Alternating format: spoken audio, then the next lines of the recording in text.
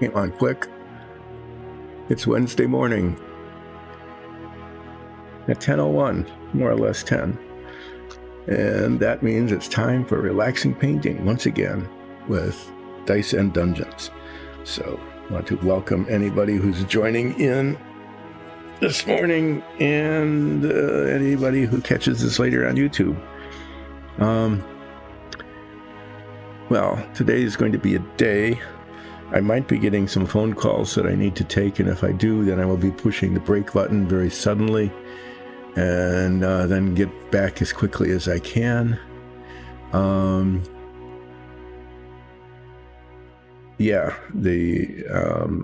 whole member of the other members of the family aren't here this morning, so if something comes up, I might need to push the break button very suddenly and get back as soon as I can.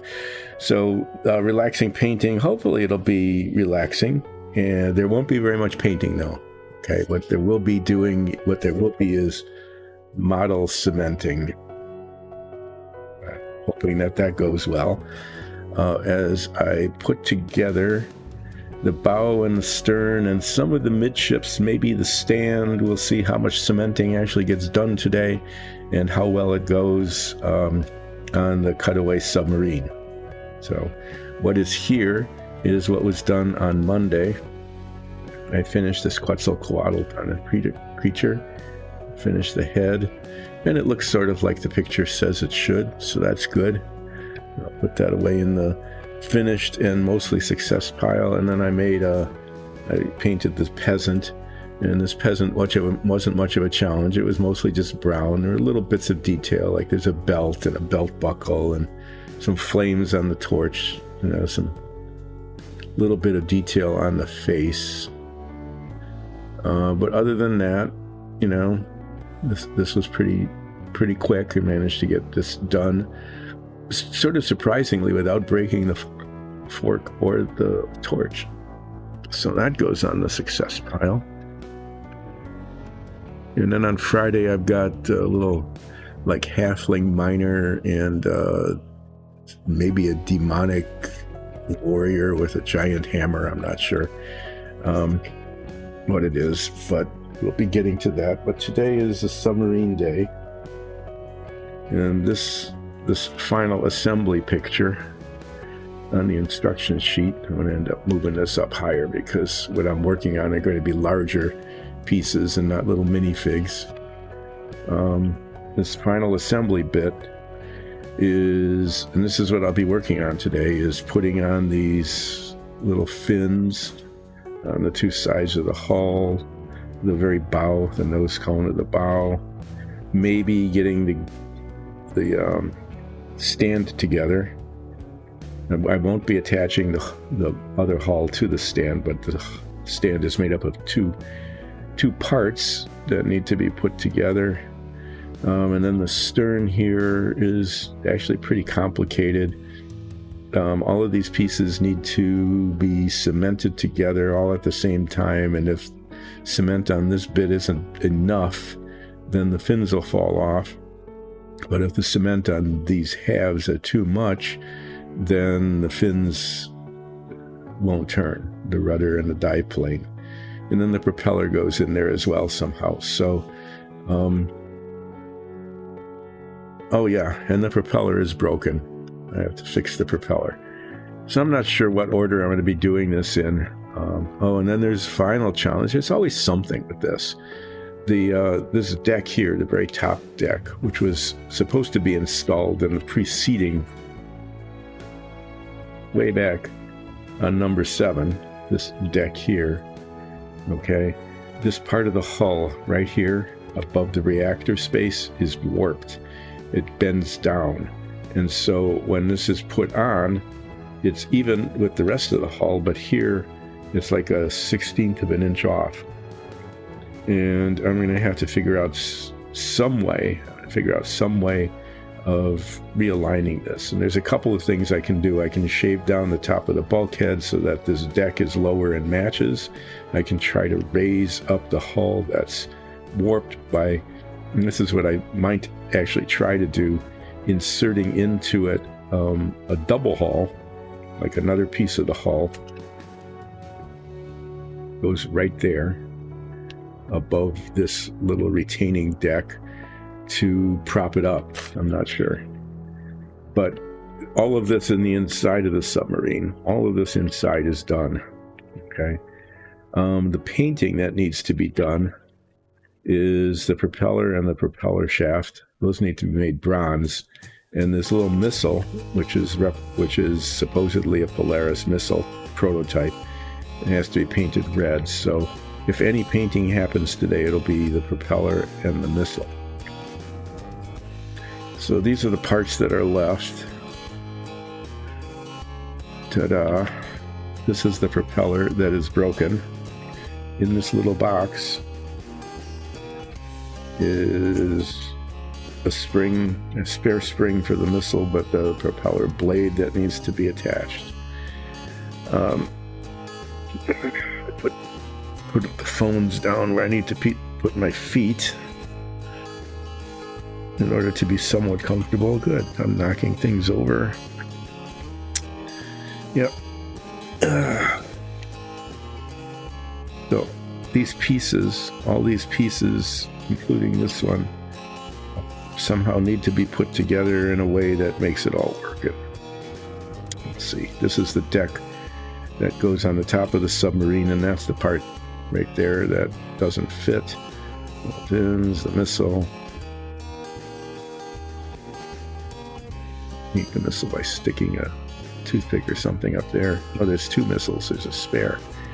And then this is the easiest part, maybe. The easy parts are always the hardest. This is the nose of the submarine.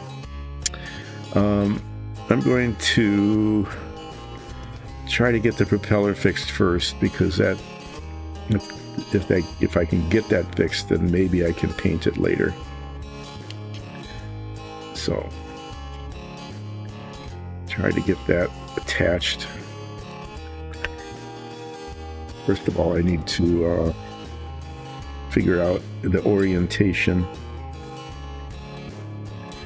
There, I have 3 kits, right? 3 submarine kits, which were necessary in order to create one complete model.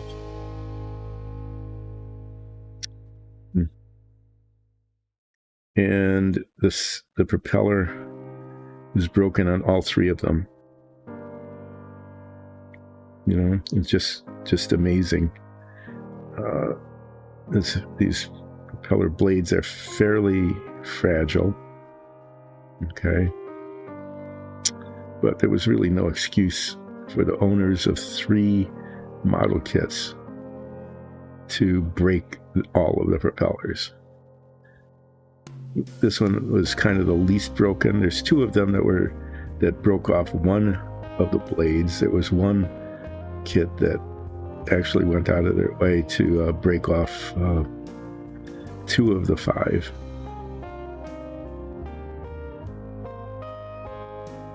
So it goes on here like that. I have to get the surfaces lined up. And this is going to be boring for you and not terribly relaxing for me.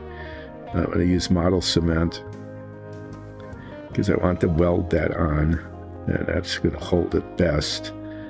I could use cyanoacrylate, super glue, but I never like using that because as soon as you touch it, it bonds. There's not much time if it's not touched perfectly. Okay, and with these model pieces, there isn't much alternative other than touching it perfectly. So this is the liquid cement, and I'm going to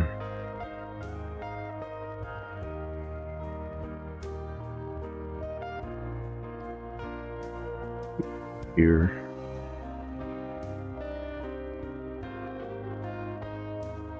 This may end up, after it dissolves the plastic, there's always a chance that it will show a seam, and despite how delicate these props are, I might end up having to do a bit of sanding or filing when it comes right down to it, so that it doesn't show.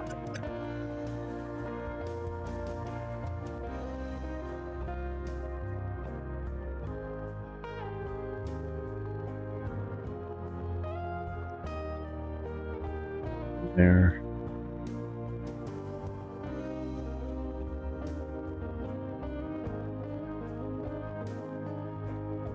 Looks fairly good. I'm going to hold it for a little bit until it adheres a little. Yeah, there's cement in there. It's dissolving the plastic and holding, but it's not enough to even hold the weight of the blade yet.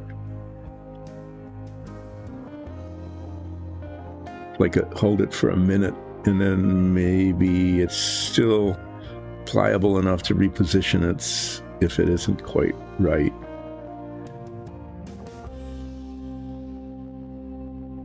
And then might end up having to hold it for like 2 or 3 more minutes.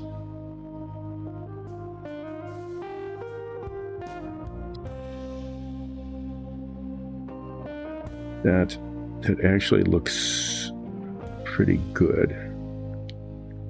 Yeah, that's actually pretty decent, and it's not moving. I don't even want to touch it again.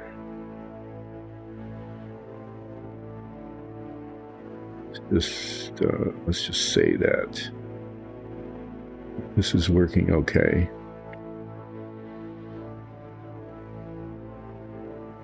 To very carefully set it down here without bumping the blade that's cemented on.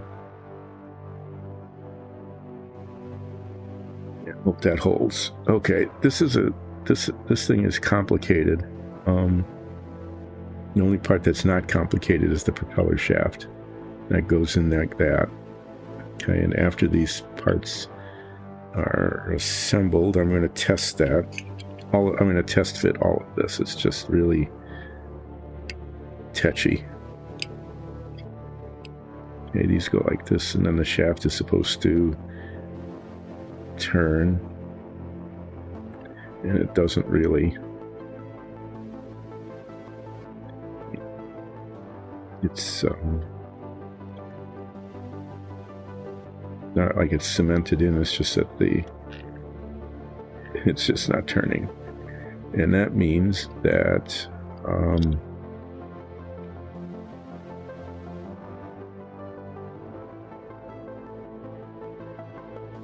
the clearances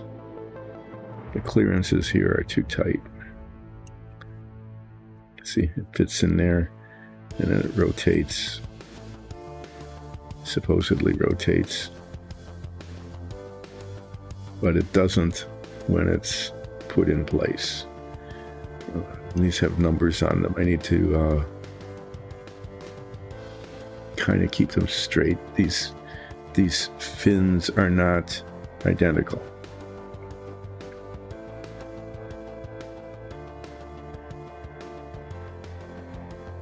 I mean, they're not. They're coming at the sides. So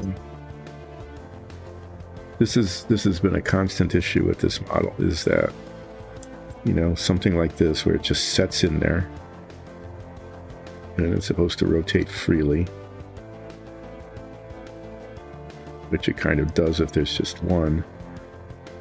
Put this on.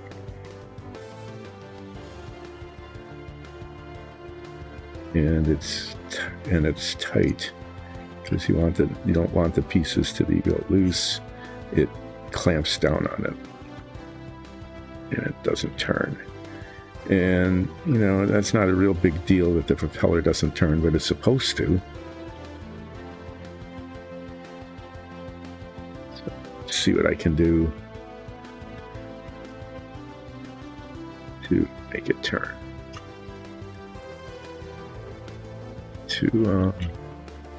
Basically, I'm just going to file down all the edges. I'm going to make this ridge thing here that holds it in place, that keeps it from falling out. I'm going to make it smaller in all dimensions.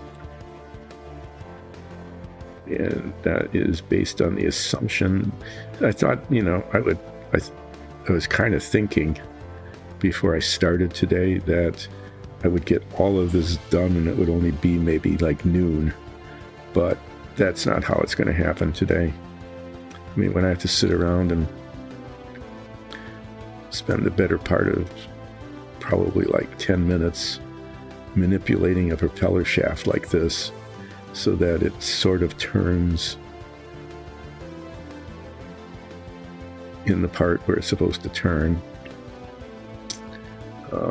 this isn't going to go well. Well, it might go well. It's not going to go quickly.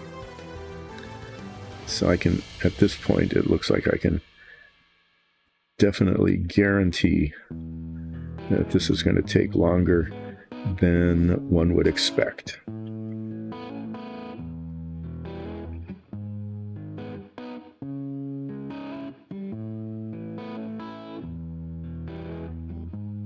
And I don't want to make it too small because then it'll just flop around. But I'll play with it for a while and see if I can get it to, it sits in there fine, so the propeller will be attached. That's not an issue. Having the propeller attached is a good thing.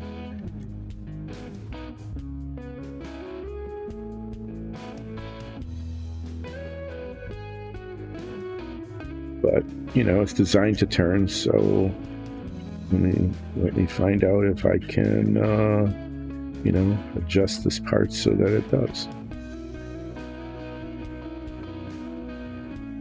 There was an infinitesimal chance that all of the stuff that could be done on stream would be done today.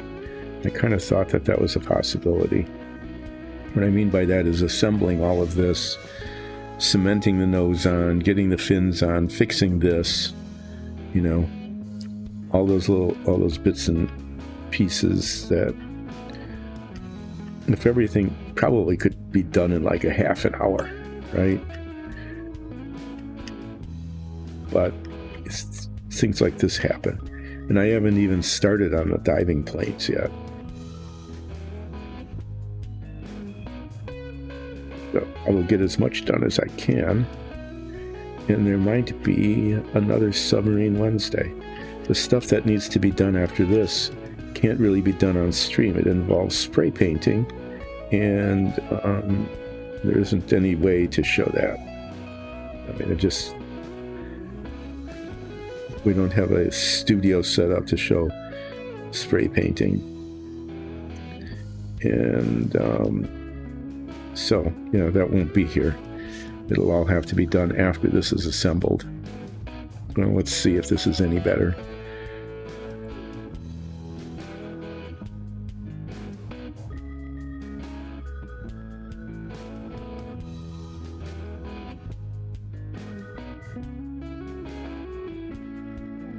Really?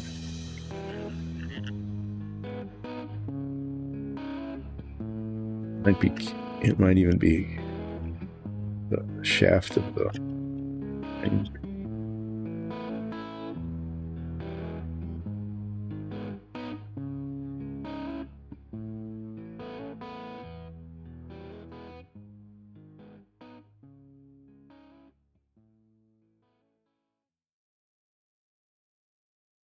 The round one. I want the triangle one. Let's use this. It might even be binding, it looks like right here, right on the shaft itself.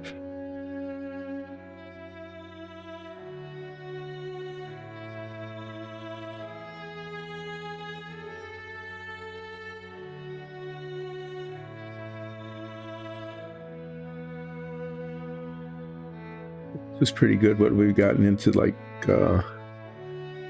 20, 25 minutes. The phone hasn't rung yet.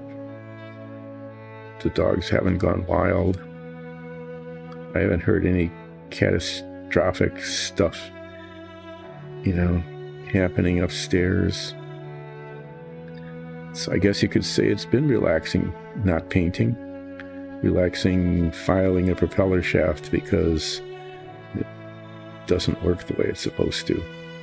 They suggest putting a little bit of Vaseline on this, as a lubricant, but I'm really reluctant to do that because then there's a likelihood it'll just sort of ooze all over the place. And when I try to paint this model, then, trying to paint on top of Vaseline isn't going to work. It's just not. So there.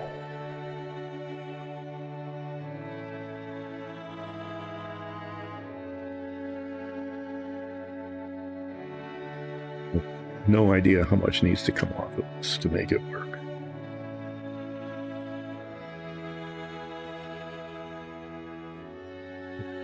Really, I was disappointed. I'm disappointed in the propeller shaft. Okay.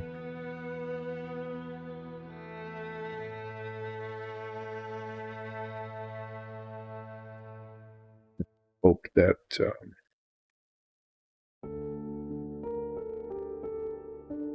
really should be working over this box, because as I'm manipulating little parts like that, there's a not zero chance I could drop it, and if I dropped it, you would see me then searching through the boxes of the other two submarines.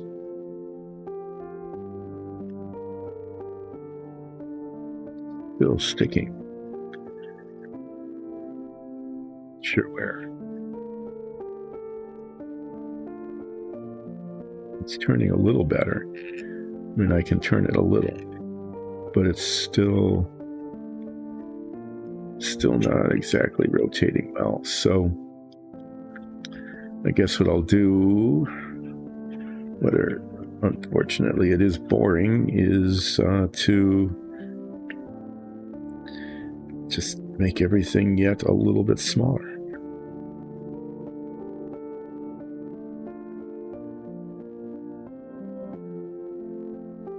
So this should have taken like 3 minutes, right? I should have been able to set this in place, close down the two halves of the hull, said, oh, look at that. It fits perfectly, and it rotates freely. And then gone on to the more difficult part, which is getting these diving planes to the rudder and the elevator, getting those to work. But no, that is not how it went today.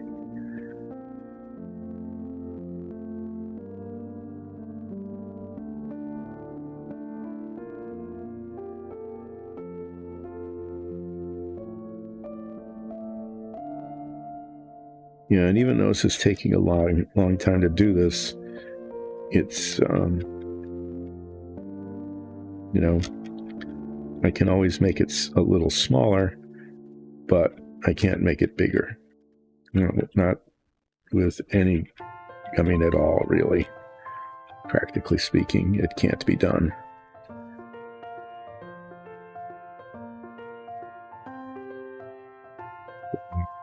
Filing off. Probably not enough.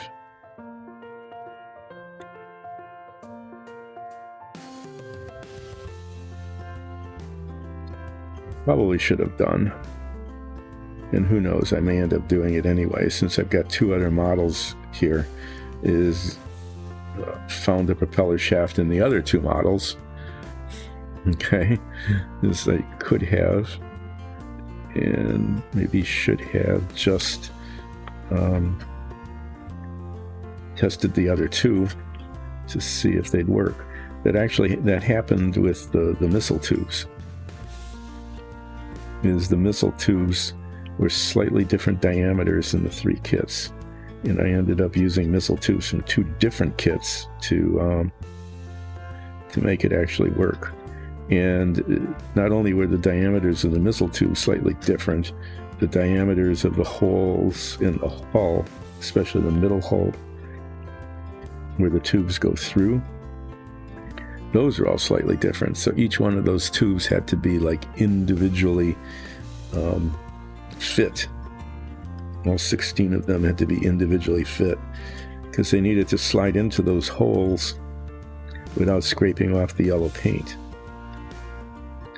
Which, except for one scar, which I may remember to fix, except for one scar on one of the yellow missile tubes, that is what happened. Okay, well,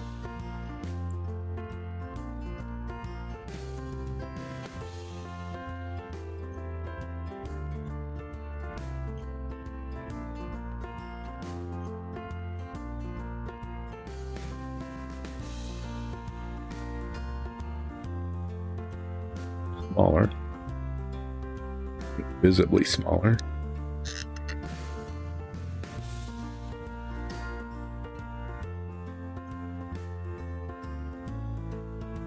Close. So it's not exactly a tight fit, but it does rotate. You can't see it with the fingers, but I'll put one of these on.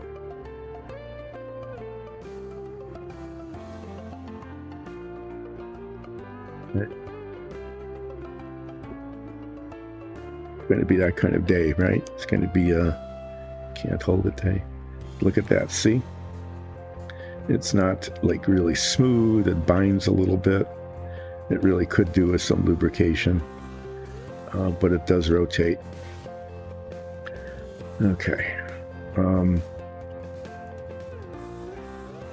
This is supposed to fit on here.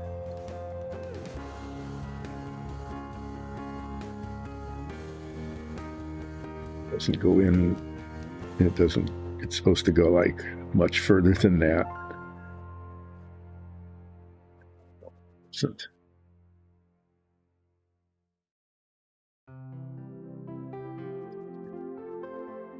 it's only going that far. So what can I do? I can cut off the shaft. I can just file the shaft down more, I guess. That's going to get cemented on, so there's, as long as there's some contact surface.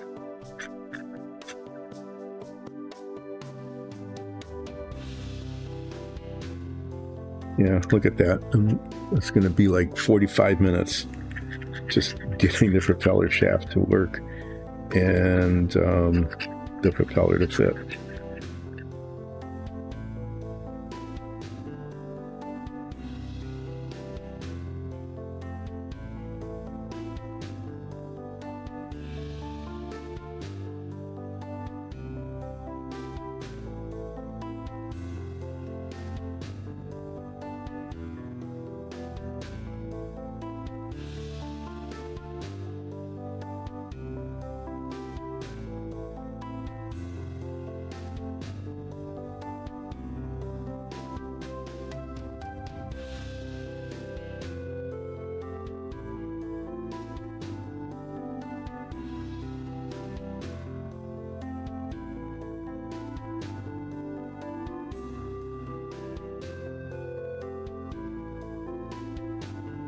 I have to be very careful with this because it has that broken blade on it.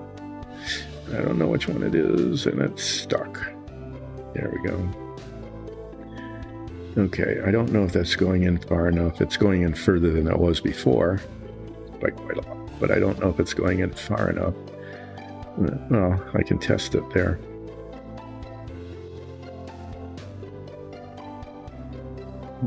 No, I mean, that's one way to find out, right? Is to test it. There we go. And there's a rotating propeller.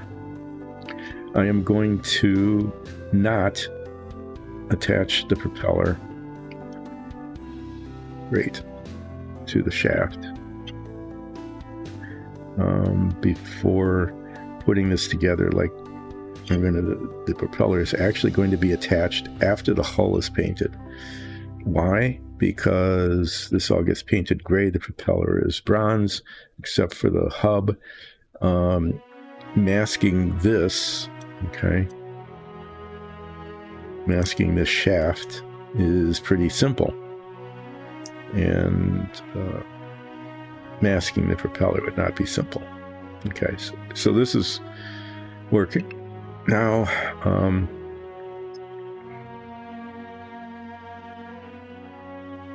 the way this is supposed to go together,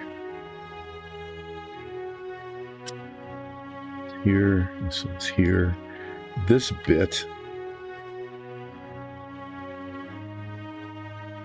goes here like this. And I'll just show you that because this is the simple part, if it works.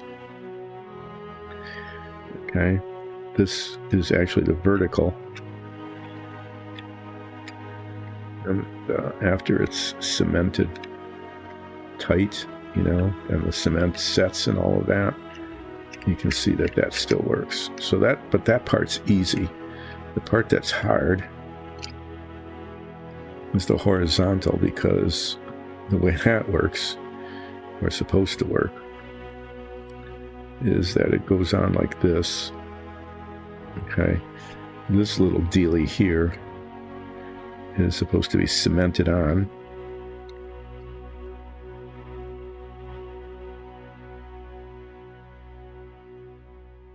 Okay.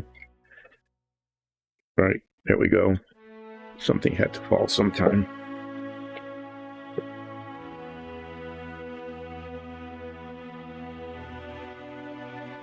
Okay, so to show you how it should look, is this gets cemented in on this side. This gets cemented in here. Okay.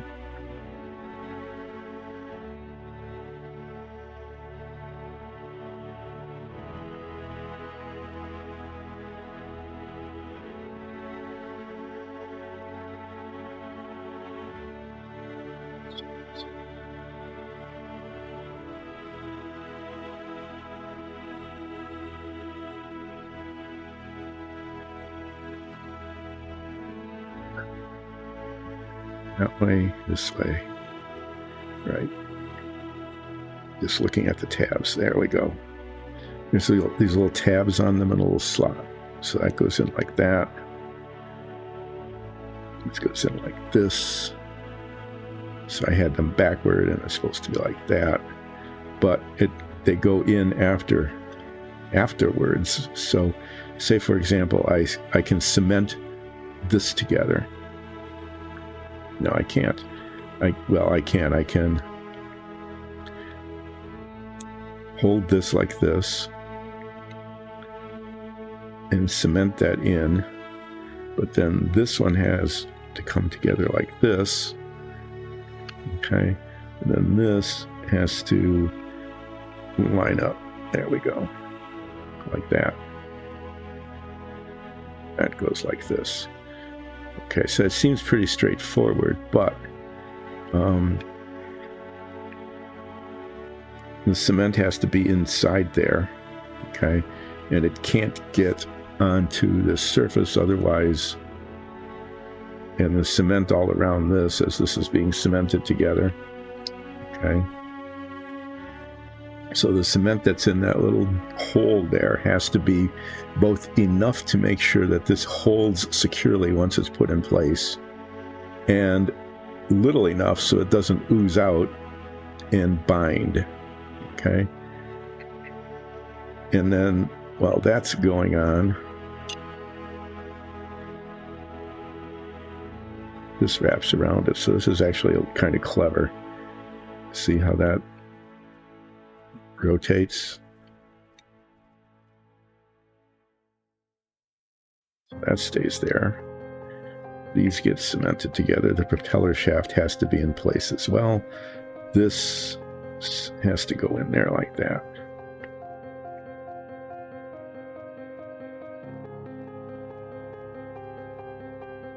And then, yeah, and then it all works.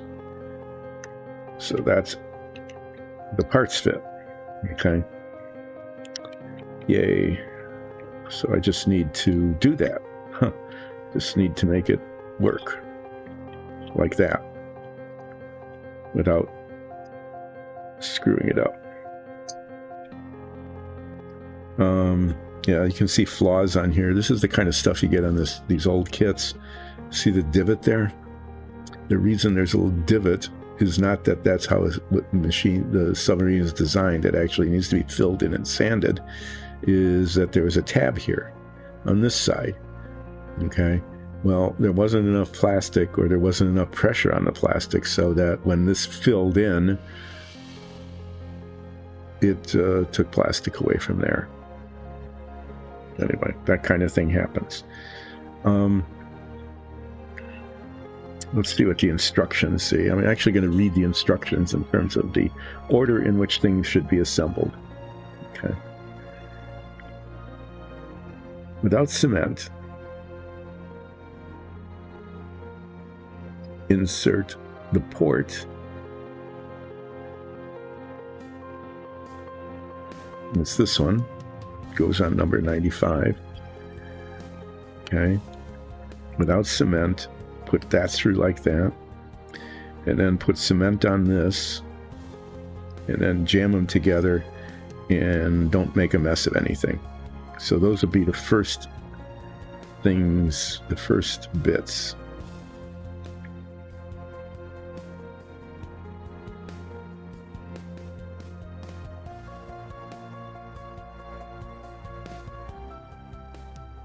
Get it wrong again? Did I switch these around? Really?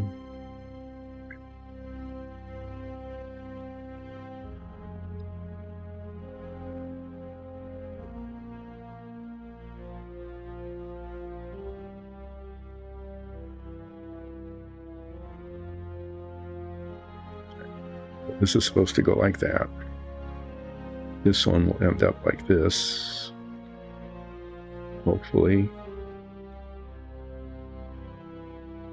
Jam in like that eventually. Huh. Yeah, that's great.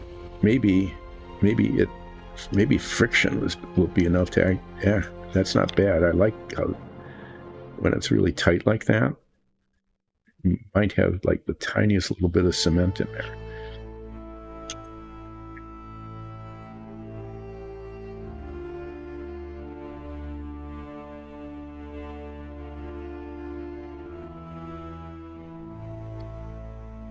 No.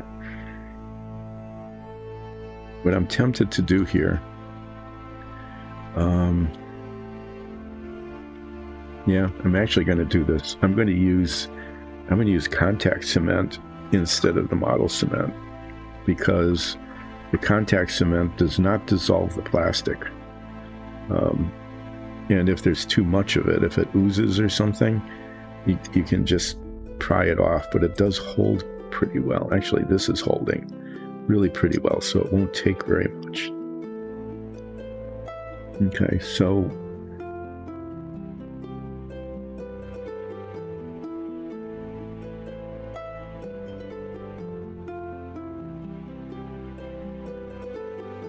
joiner to diving plane shaft and inside of tail.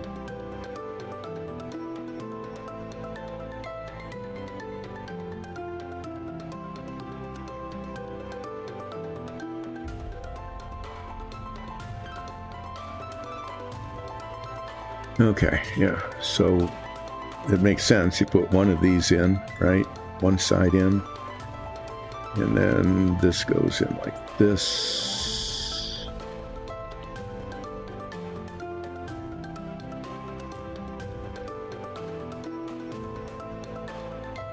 Color shaft goes like that.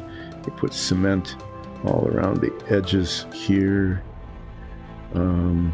Trying not to get it on anything that's going to move. Stick this on the propeller shaft, pretend the propeller shaft is in place, and then jam this into here like that. Okay, and then it's all supposed to stick.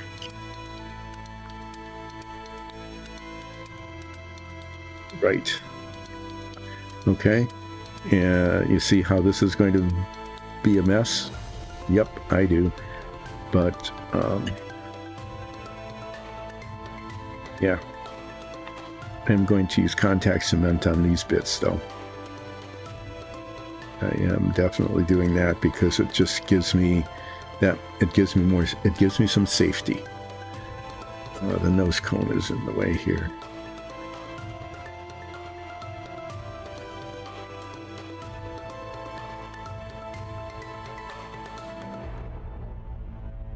I do need to use the model cement on the two sides of that because that needs to hold securely, and then there will be a seam that will show. I mean, it will show.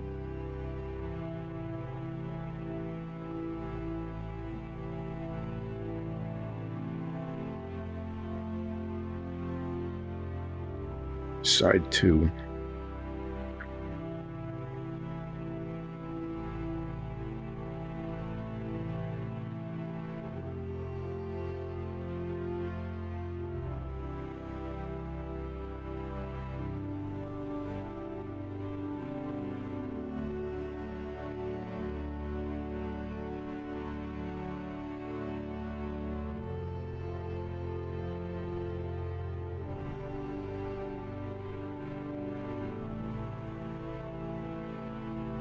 This is almost like the old tube cement, except it's not quite as dangerous in terms of like marring the surface of the model. So the way this works is you actually let it set for a bit.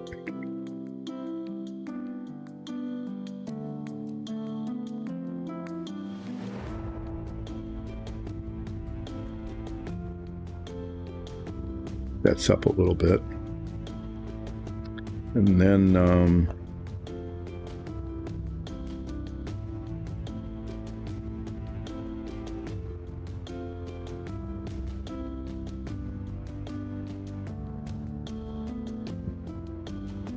pull at it. It's kind of like there's too much here.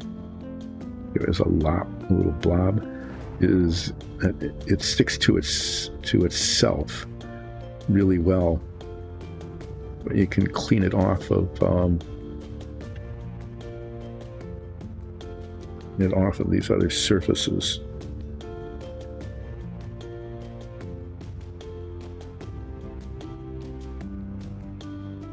See if I can get this in without getting it all over everything, and then this will go here.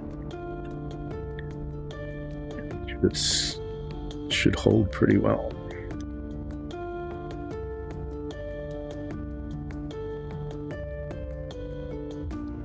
All right. Yeah, this is the scary part, is putting this stuff on. Let me put this on here.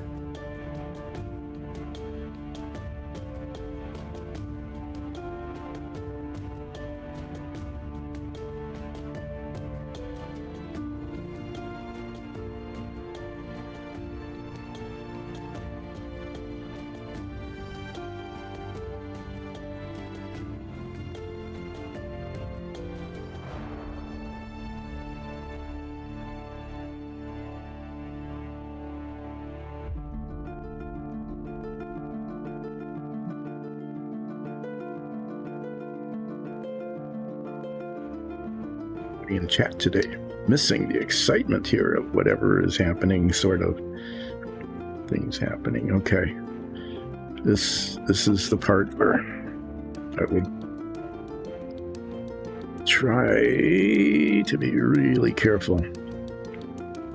I want cement along the edge here and up to where the propeller shaft goes. Okay, but not anywhere else, and I want it all over here because this needs to hold together.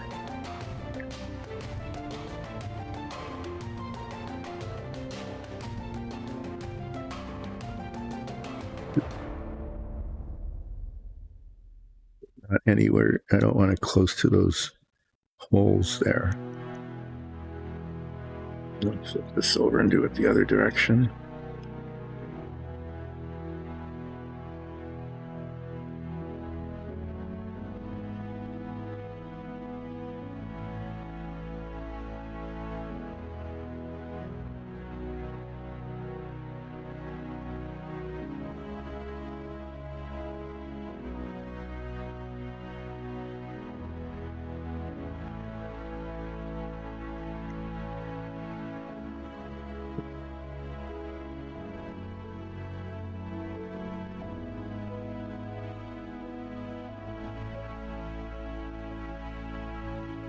This needs to go in here.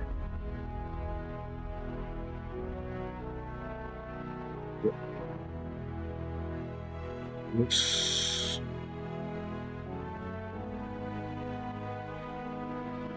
This needs to come down on there, and hopefully the cement will grab.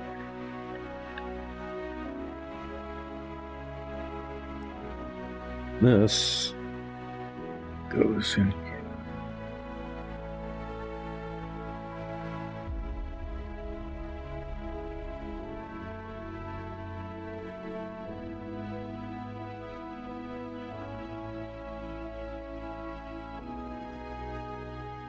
And I need to clamp this. I've got this here. So grab back here.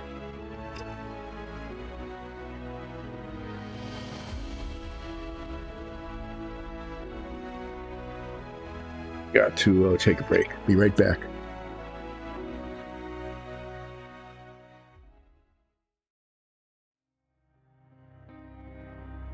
That was one of those things, like I said, where I might have to pop up and check something, and I did. This needs to be held. I'm going to just wrap it in rubber bands tightly as I can without breaking anything.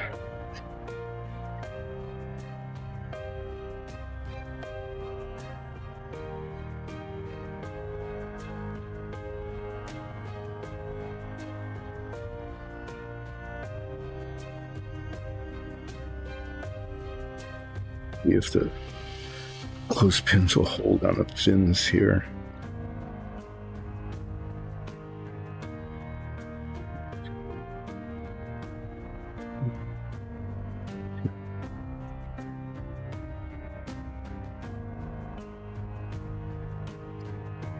Here two.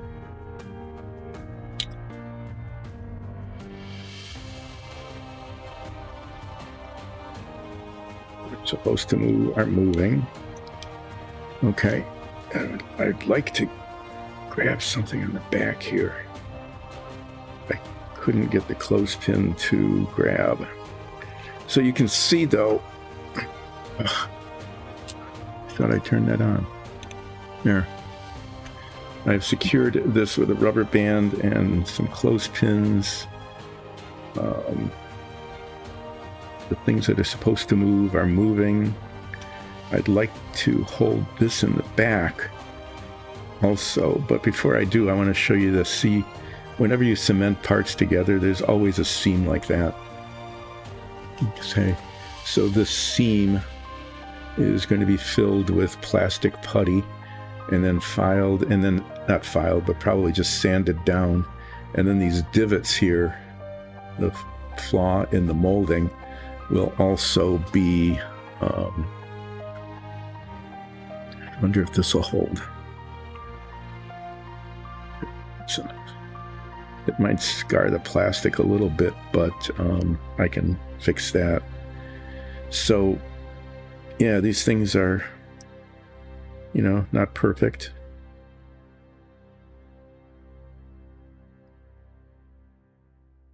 You can move them. They're not falling off. The propeller shaft will turn, and the propeller is there.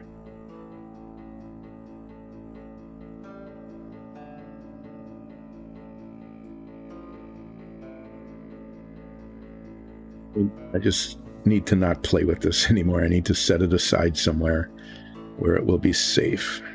I need these parts yet.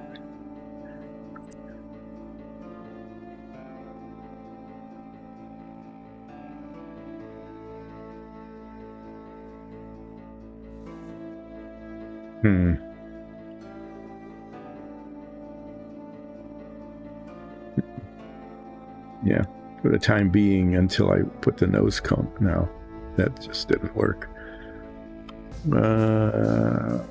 Yeah, there we are. That is... This is the thing that might work. Put an alligator clip on here. Yeah,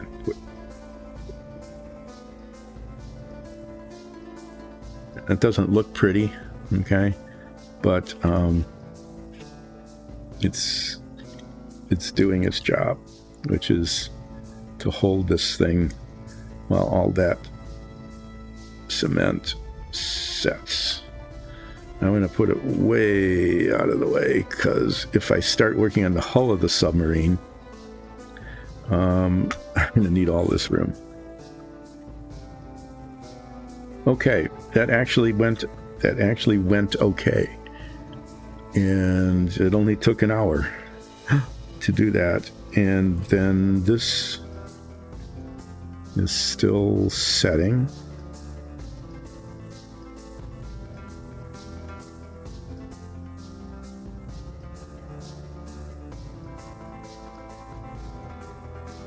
I think anyone's going to be able to tell that. I'm going to paint that probably near the end of the stream.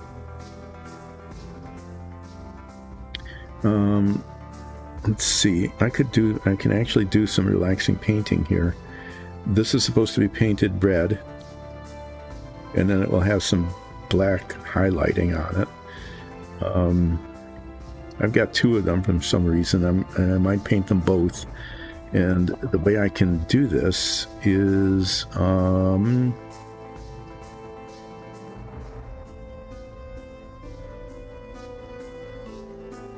hole in the bottom. If I can get a little dowel. Toothpick's too small.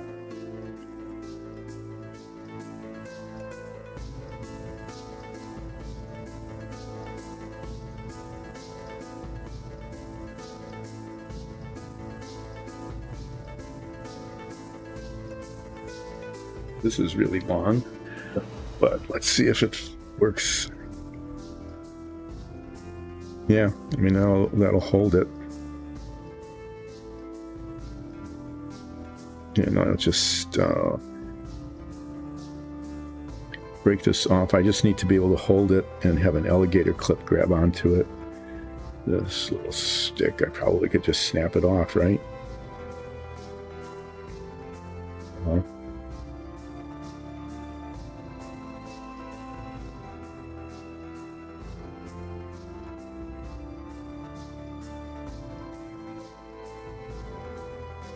There. Now this stick is shorter. I'm going to actually put something away.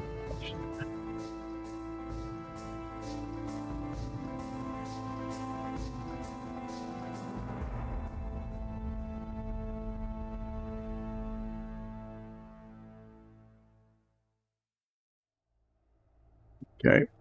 The wooden block into which these alligator clips usually go is holding the rear end of the submarine there. So I'm going to do something I've done before, which is to use the sticky tack holder and stick them in like that. That works just fine. Okay. So I'm going to paint the missiles and then set this aside. It doesn't look like there's much left, does there? And reality is that there really isn't much left. That whole tail assembly that I did, there isn't much I can show on the stream anymore, other than, you could see me putting a little stream of white plastic putty along the seam, but I probably shouldn't do that until maybe even tomorrow. I need to let that cement set more than just an hour. And then it's attached to the hull, and it's spray painted at the same time as the hull. So what will I do here? I'm going to paint the missiles, the base coat red. Okay. I'm going to then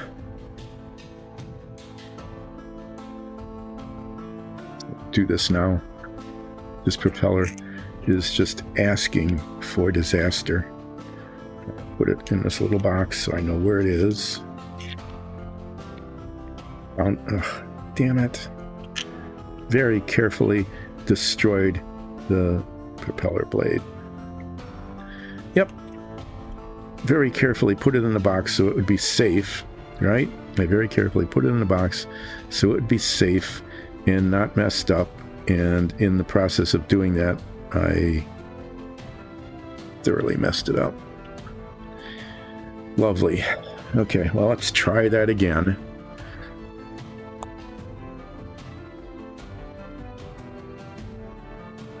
Just, you know, just congratulating myself on how well things are coming along. That's all it took.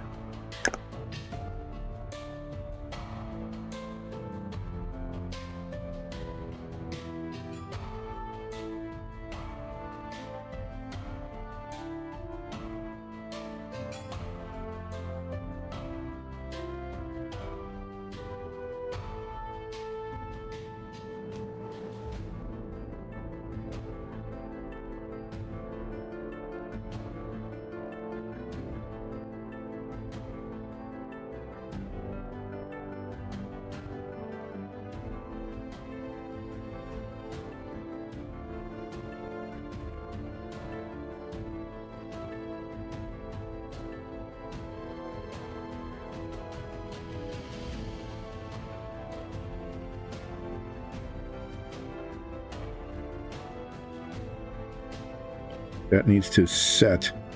That needs to set undisturbed. Do I have a place so that can happen? Probably I should have just let it be. Should have just left it sit where it was.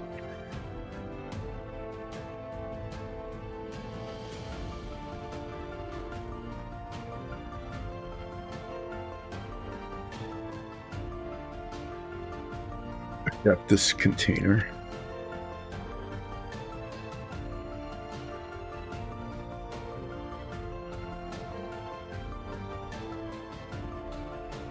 This container way up here, out of the way.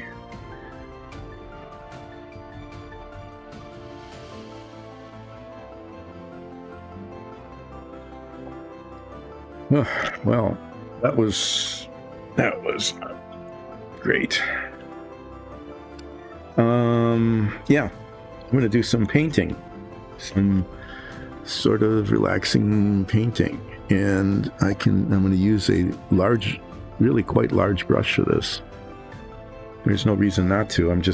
They're just on the sticks. Yeah, I just need to make sure that it's all nicely covered. Put this out of the way, get that out of the way. All these things are in the way. And then I will be attaching these. One of them needs to be painted green, I think. I need to check that. But I'll be bringing the hull of the submarine out. Put the nose cone on. Just get that done. Show off the inside of the submarine. Attach these planes. Oh, I can do that.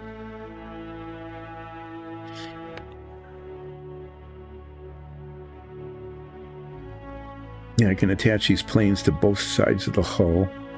One of them needs to be painted green, believe it or not, right on the tip, because that's going to show on the inside. And then I need to mess around with the missile deck thing. So before break, what I'll do is I'll show you the problem and speculate about what to do about it. Now, this is... in the pictures, the missile is kind of a bright red color.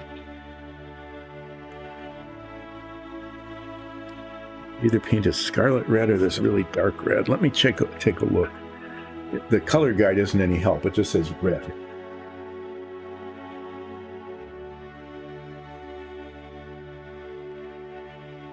Okay.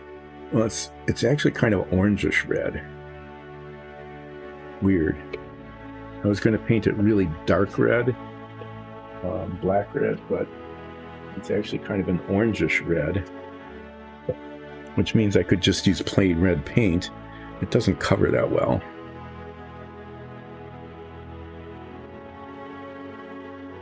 Got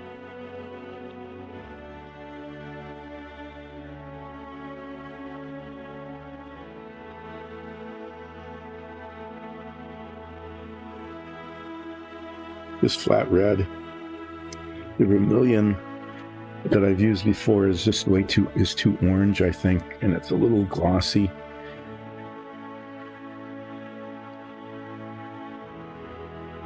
Tell you what I'm going to do. I've done this before. Is just because I don't want to have to like scrape the paint off later. Is I'm going to do some test patches.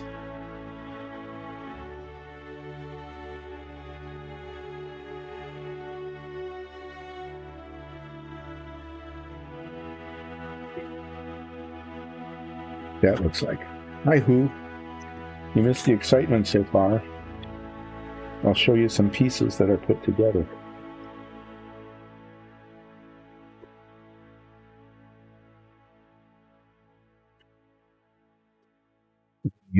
Try bloody red.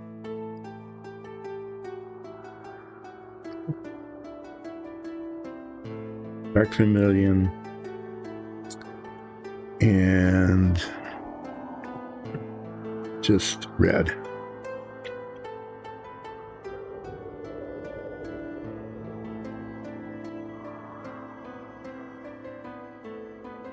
Vermilion, bloody, and red. I'm going to do test patches and see which of those looks best.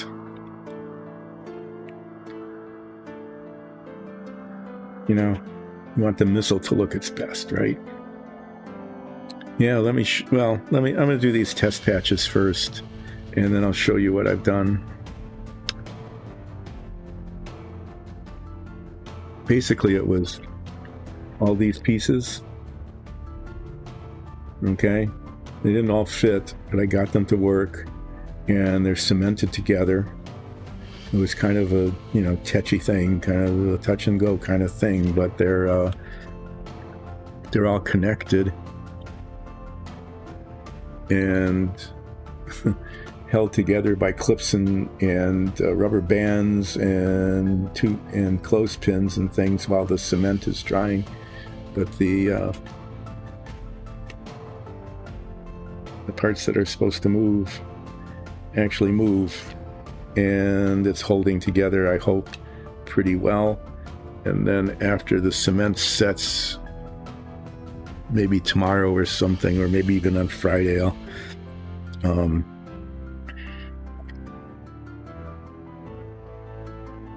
one of these days I will fill in the seams.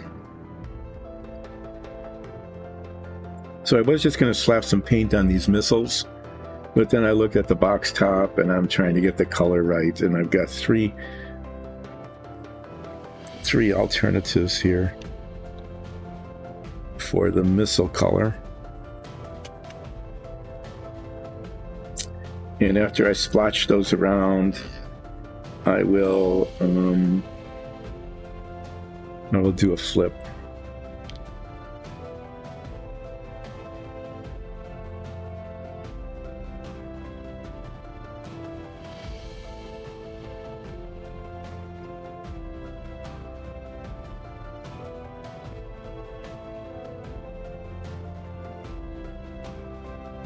Bright red. That actually might work pretty well.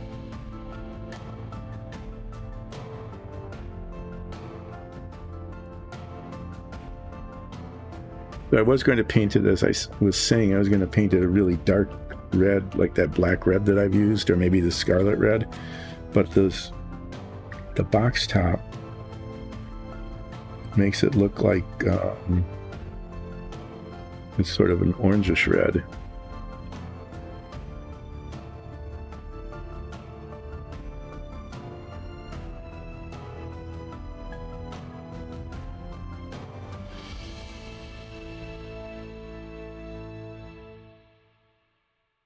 Yeah. Oh, okay. Well, fortunately, it was just water that I managed to splat. Yay, being clumsy.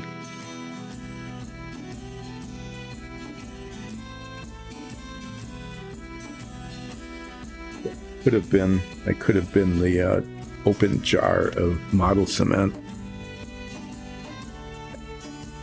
Could have been, but it wasn't. So these are the reds. Now we'll let these dry. And come back and pick one, and then paint the missiles. All right, this is what I am actually going to do next. Then I'm going to do a flip for who. Thanks for joining in. I appreciate that. I'm going to just flip this. Paint. Don't paint. Don't paint. Paint. Paint. Don't paint. 50-50. But ties go to paint, so yeah, I will paint. I'm going to the box and do some more cementing.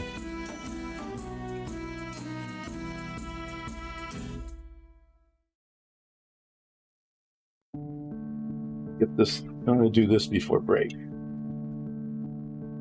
This is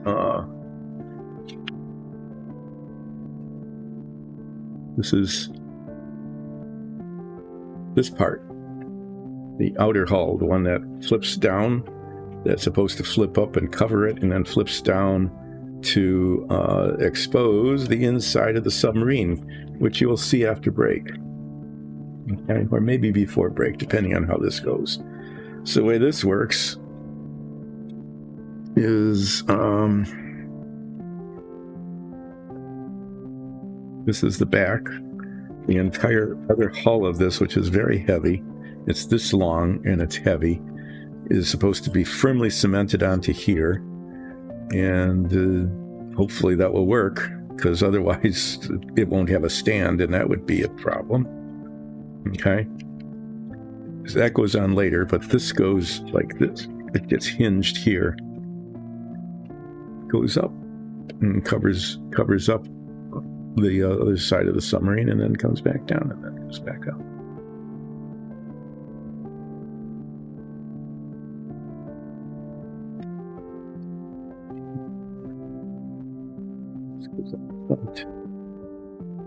This is what baffles me, is there's these tabs on here.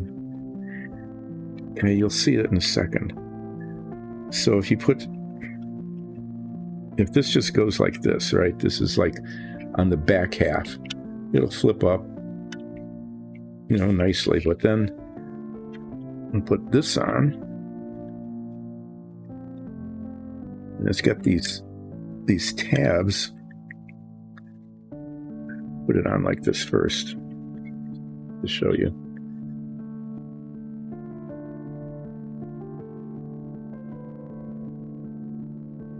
It's got those tabs, and I don't know what they're for. It keeps this from closing all the way. Okay, this is, I don't know, I don't understand. It keeps it from closing, and it actually will keep the other hull of the submarine from being cleanly attached to this part here.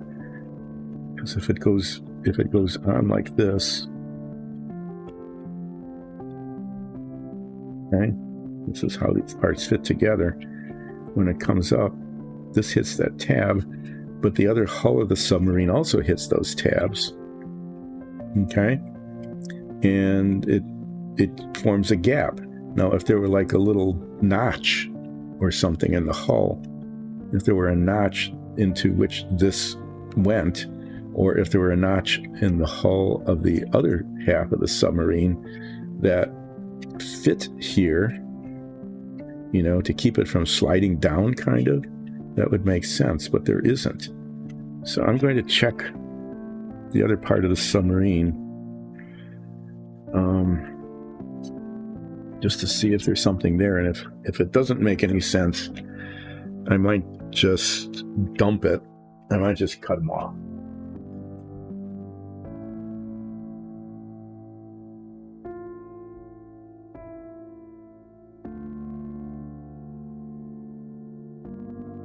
This, by the way, you can see it. This is the submarine. All the inside stuff is done. Pretty neat, huh? And this goes on the nose.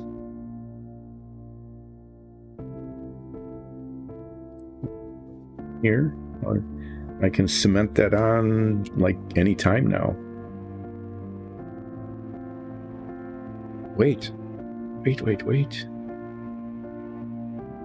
I was wrong the whole time. There are little notches in the hull of this submarine. Hey, let me do this. This is a test. I want to not mess it up. Okay, there's little holes back here into which these tabs are supposed to go. They really don't. This comes down, and those tabs on the hinge thing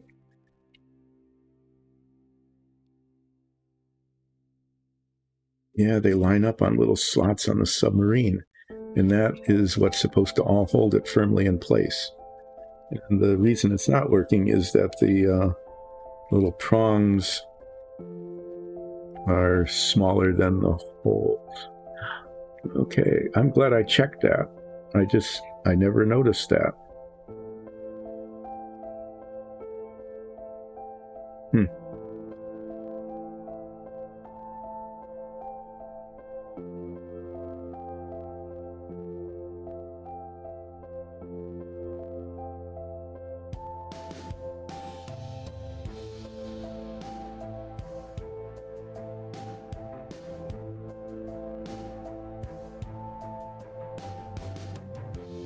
This is actually supposed to be cemented on before the rest of it is assembled.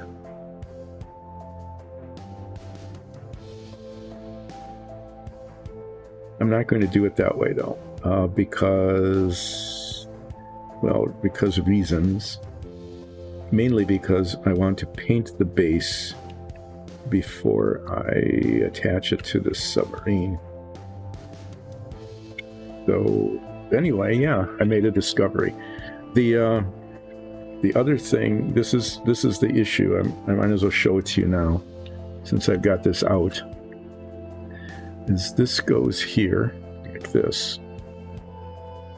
Okay, it's cemented in, and up in the front here on the fore part, it matches pretty closely. I mean, I'll have to fill that in and feather it down, but back here, you can see what happened is that the hull is like a little warped or something.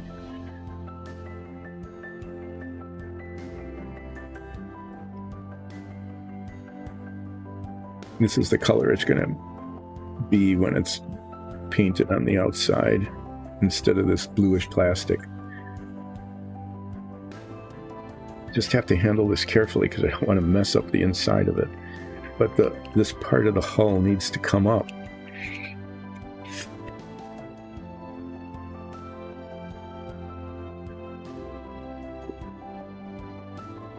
Closer to that. And it's kind of stiff plastic and it doesn't want to behave.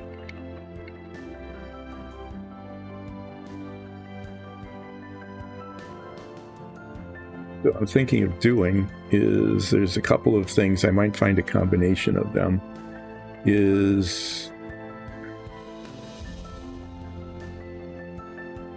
to shave this down a little bit.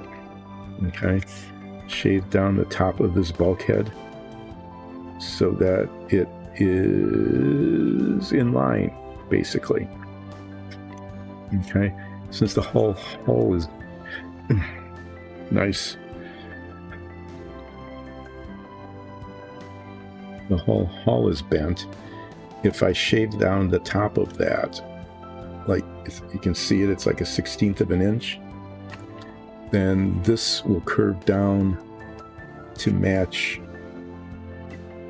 the outer hull, and then it'll be be across the top, and that wouldn't be too hard to file that down. When the other half of the submarine, this half, folds up onto it, it won't really match very well. But that doesn't matter because this side will never really go up because it just doesn't work. Okay? That aspect of it just doesn't work. The other thing I was thinking about doing, and this would have been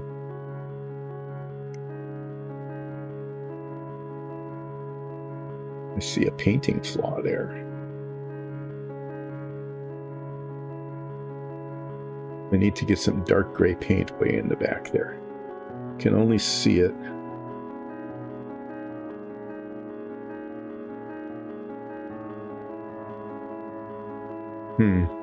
That's interesting.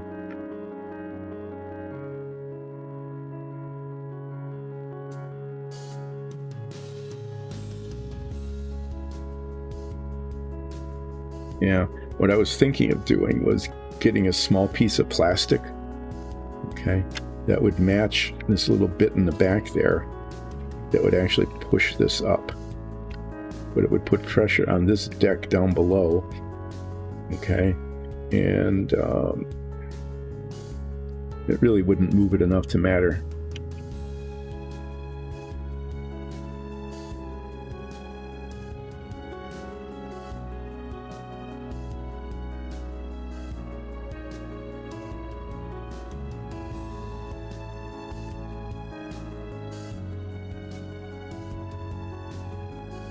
Pretty sure that's in there. That's in there just as well as it can be. There's nothing more I can do about that.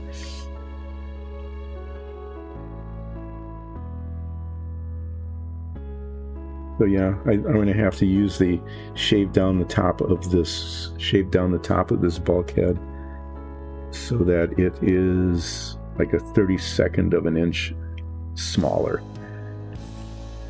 so that this top deck swoops down and matches up with this. The other option, since I've given up on the putting a second bulkhead in, is I can actually use filler putty to fill all this in and then feather it down, but that would be, it would not be as effective, I don't think. So I'm going to have to go with the filed down the top of the bulkhead thing here. It's going to make a lot of dust. It'll be messy, but I'll see what I can do. Yeah, so this is supposed to be cemented onto here before I put the rest of this together, but I'm going to do it backward because I want to paint the hull and the base before attaching it to the submarine.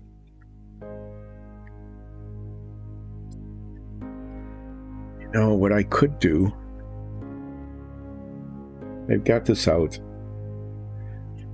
I'm manipulating it and making potentially a mess of it, is I could cement this on.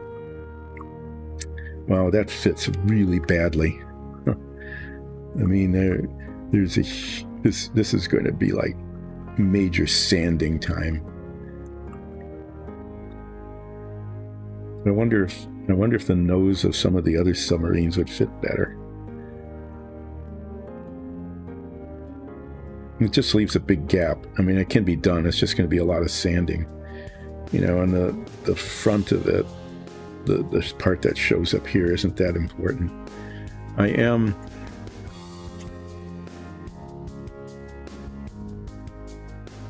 Yeah, every time I touch this, it's an opportunity to break something, which I don't really want to do.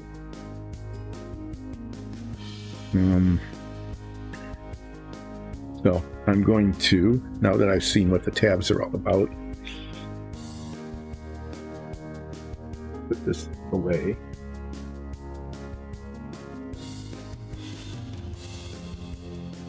Set it down anyway.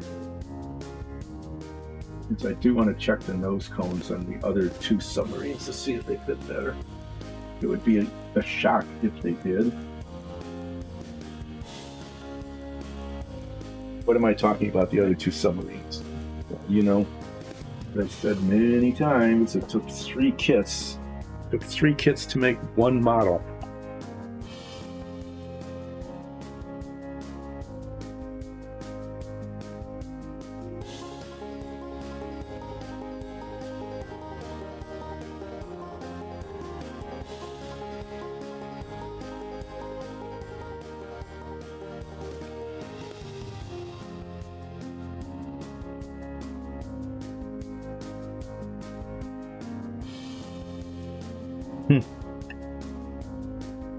No, there.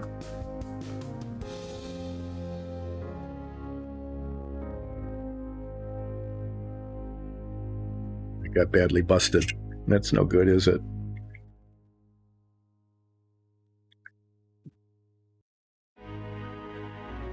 Why am I even looking at these? What I want to do, this is down here, and you can't see it because I'm playing around in the box.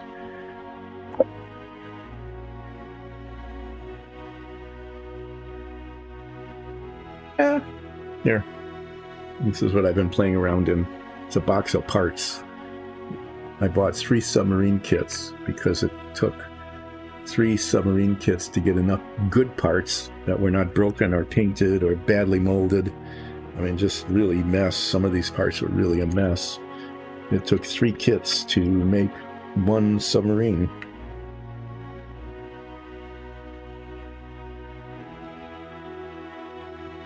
Cleaning this up a little bit.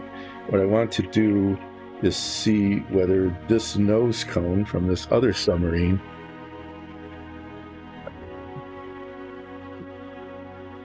place to set. Okay, I'm just going to do it this way. This is fun. Great fun. What I wanted to see was whether the nose cone from the other kit fit this better than the other one. And you can see the slight difference in color, and what you can see is that it fits. Yeah, actually that fits pretty well. I might switch them out. Let me see. Well, this one, no. This one fits fine. The problem was I didn't align it correctly. So there. All of that for naught.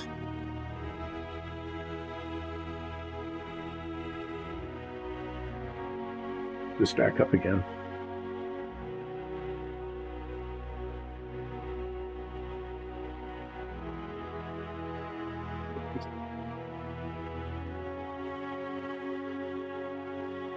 To accomplish something here. I'm going to cement the nose. I'm going to cement the nose cone onto the hull.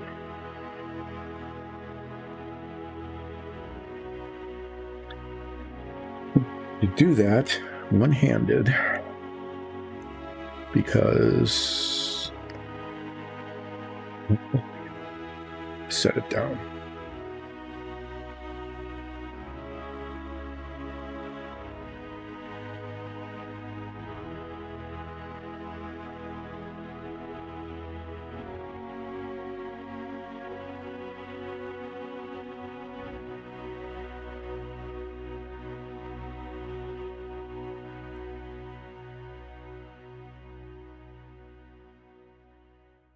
And now there's a little tab and a little slot, and if they are aligned like that, they fit adequately. There's no way to hold this on. Yeah, I shouldn't have set this here because it's really in the way. I need to set this down.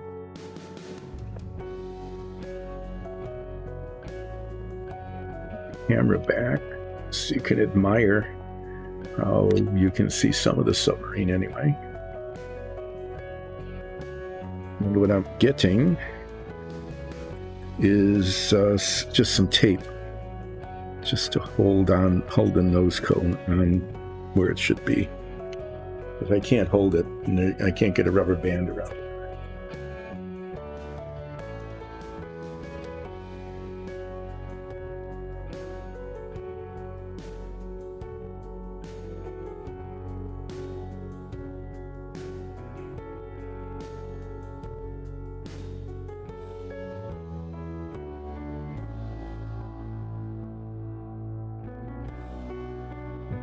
touch this. It's an opportunity for a disaster.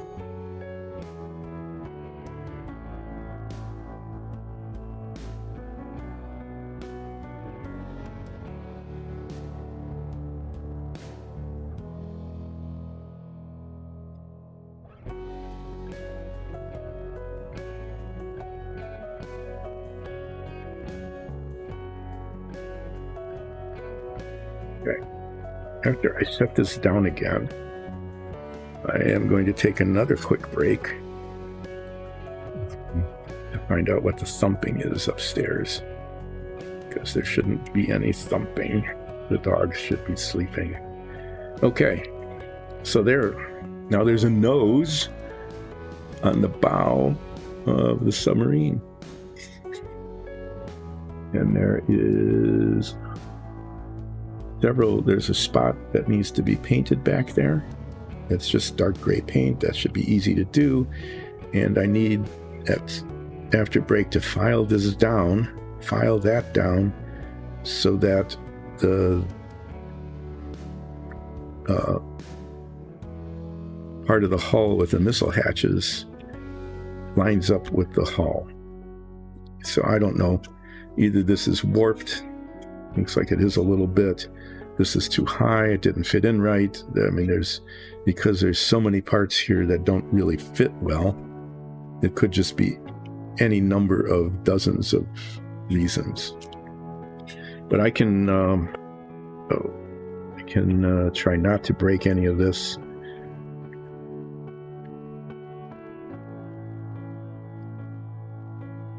Particular. I didn't cement any of these things in, okay?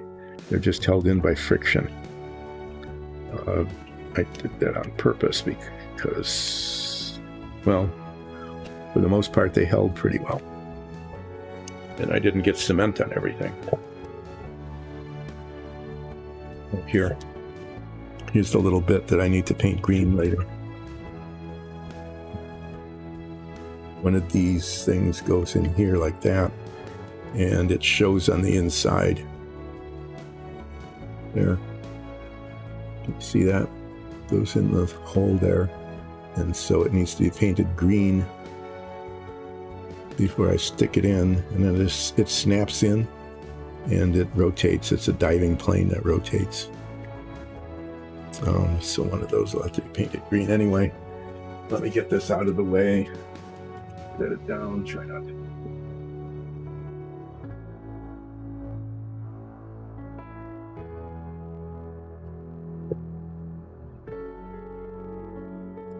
Okay, I'm going to then cement these together. And then, contrary to instructions, this will all go on later. But I want to paint this assembly before I put the other hull on. This isn't a really big deal. I just need to put some rubber bands around it once it's cemented. As long as I avoid getting the cement on the hinges, it should be okay. I think I'm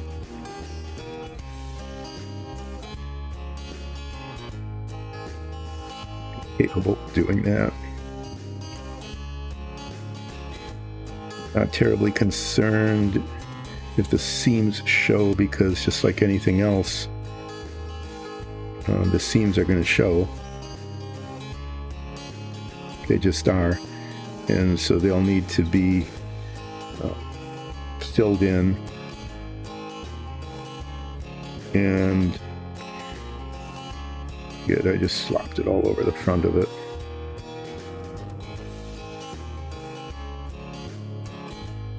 They'll need to be filled in and sanded.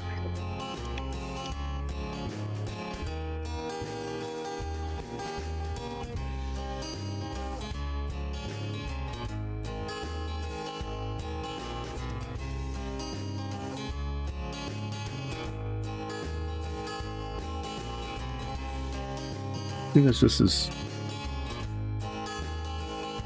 so I had some, here they are.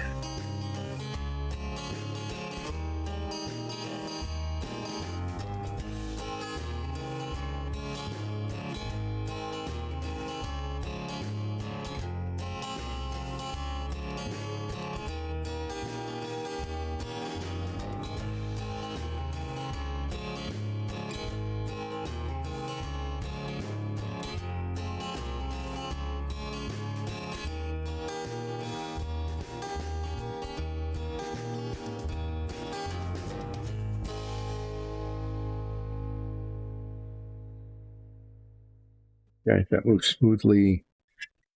Those are together pretty well. I'm going to get...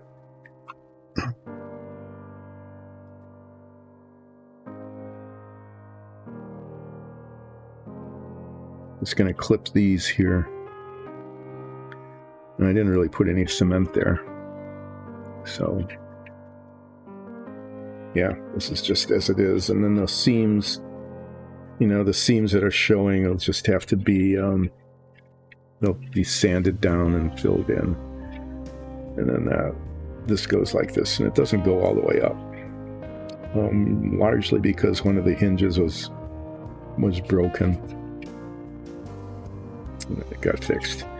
So this is going to be painted dark gray. That's the hull color.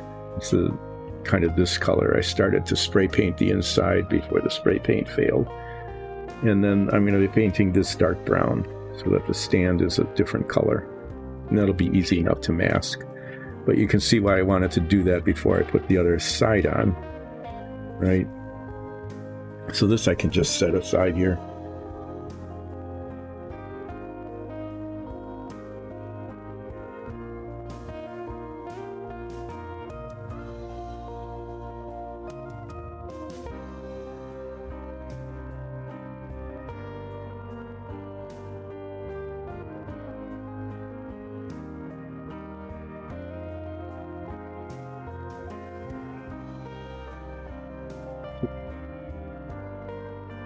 It's just separating here at the seam a little bit, and I can't get I can't get a mechanical thing on there. I don't think I can wend some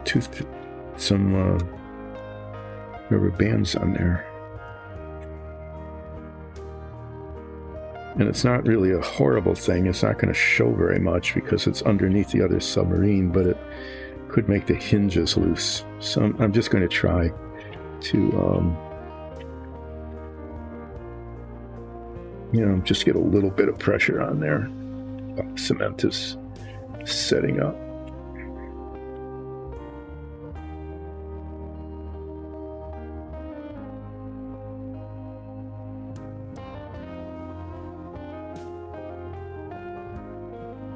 After I get this tape on, I will be taking a break, and we'll be back. I know the break is a little early, but this is just a natural time for the break, right?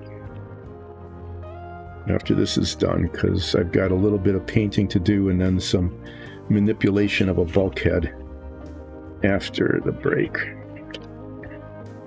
Okay, so there's some cemented stand thing done.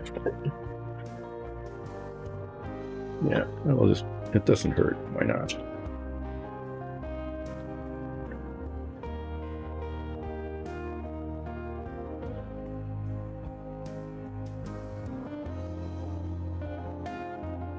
All right. Yeah. So after break, I will paint the tip of one of these green. They're both the same. One goes on that hull. The other one goes on here, on the one that's got all the stuff on it. Put a base coat on the missiles, and then try to get this to work. Yep, not that much. And then this is coming along okay. Actually, it looks like just the plain red. Just a red is the color that will look best, and it's going to take more than one coat. Yeah, so when they said red, I guess they meant red. So thanks for watching so far. I'm going to take a bit of an early break. I'll be back maybe by about 10 or so, and then continue working on the last bits of the submarine. Yeah, just making sure everything's okay. See you soon.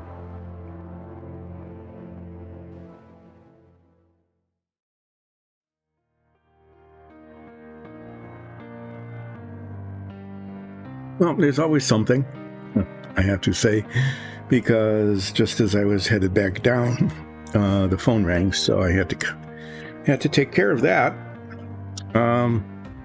Yeah, after testing these colors, plain old red, just red, red, red is the best color for the missiles. So I'm going to paint them now because it's probably going to take 2 coats. So let me get 1 coat on.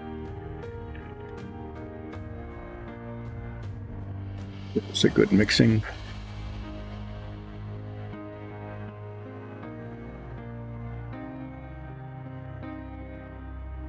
Then I might get brave and paint the propeller.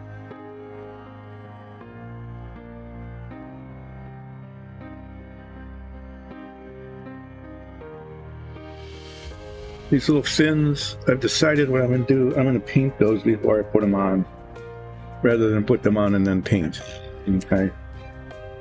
And it's just safer. So these aren't going to be installed. They're just going to be in the parts bin.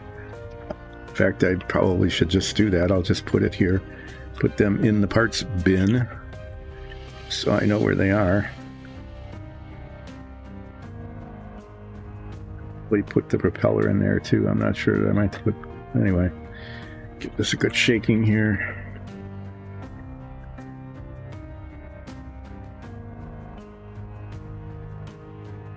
So it's in the way. Okay. Yeah, so see how these missiles go. Let them dry. I'll get a 2nd coat on before we're done. Before I'm done, I don't know. I always talk in plurals. I shouldn't do that. But there. No, it's red paint.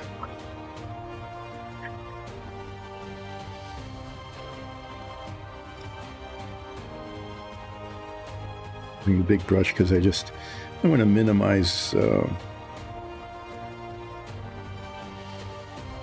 brush marks.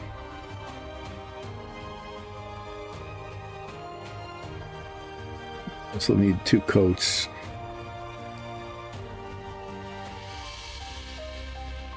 Just to be sure that it's well painted.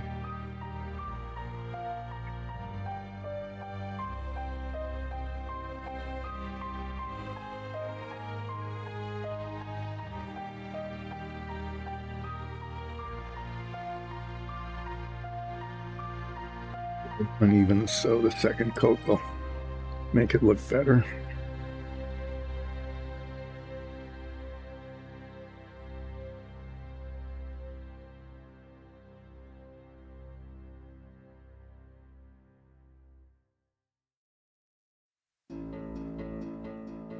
What I'm going to try to do, I don't know if I'll be successful or not, is there's one of these missile tubes has a spring in it that theoretically at least would launch, spring one of these little missiles up through the hatches above the submarine. It doesn't really work. Okay. I've installed the spring and the lever and it's all just fine. But it's never really going to be operational. But what I can try to do, what I will try to do, is mount one of these missiles. I'm going to mount one of these missiles as to make it look like it's emerging. I didn't get the very tip. I didn't get the nose of these. To make them look like they're emerging from the missile tube.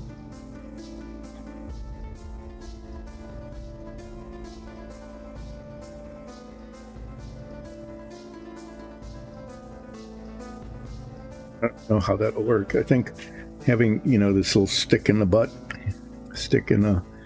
or you can see them, they're on little sticks, what I can probably do is cut one of those sticks down to size and then insert the stick into the tube so that the missile's at just the right height. Okay. I think that might be the way I'll end up doing it. So give it a go anyway. Yeah, this brush holds a lot of paint.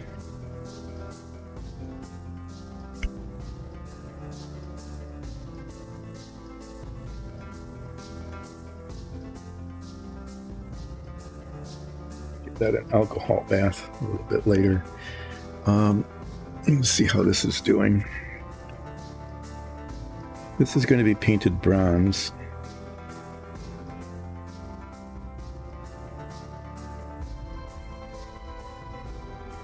It's got a hole in the back too. Check to see if this will work. I just need to hold it like that, you know, and carefully paint it. And I think, you know, I mean, it's not, there's weird flaws in the plastic. I don't know if it was molded that way. It looks like it was, but I'm going to paint the propeller as well as the missiles. I have all these weird looking prongy things all over the place now. I have a bronze paint, which is a really nice color for this. You know, the propeller should be bronze. There it is. Make sure it gets a really good stir.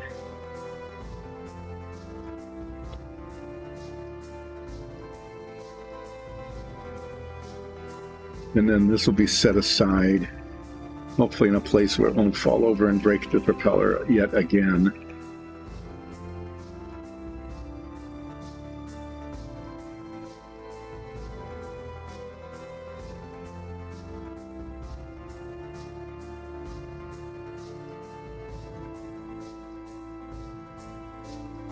Just stirring the paint here. I got this vortex shaker thing.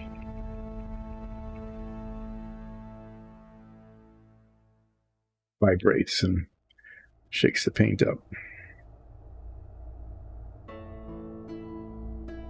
I'm not going to use that larger brush. It's a little too big, but I've got a nice broad bristled brush.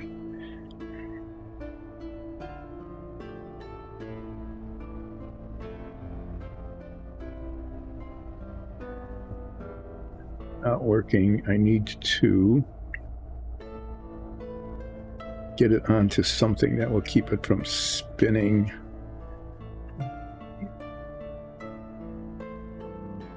Another one of those sticks, maybe. Just too bad that it's so fragile.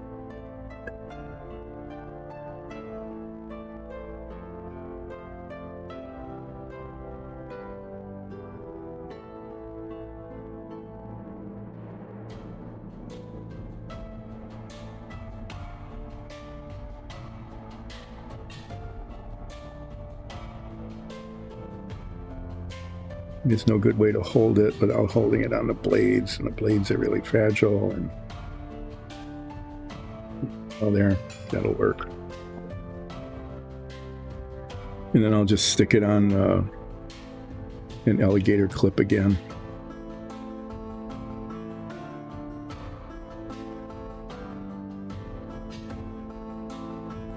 Just like the others.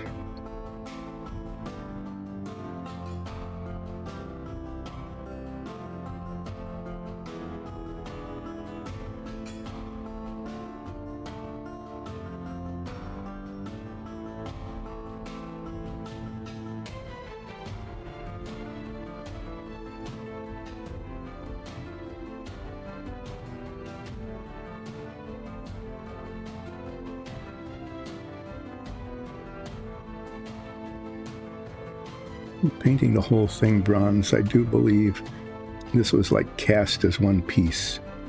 You know, like the blades weren't separately fitted into a whole colored cone.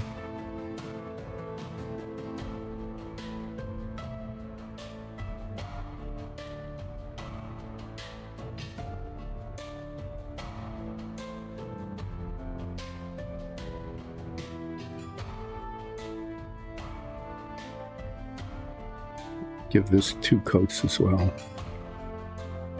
just to make sure that it's nicely covered. Yeah, like I missed a spot, right? I missed a whole chunk of it. Rotating the work. It's the important thing. Make sure that it's completely covered.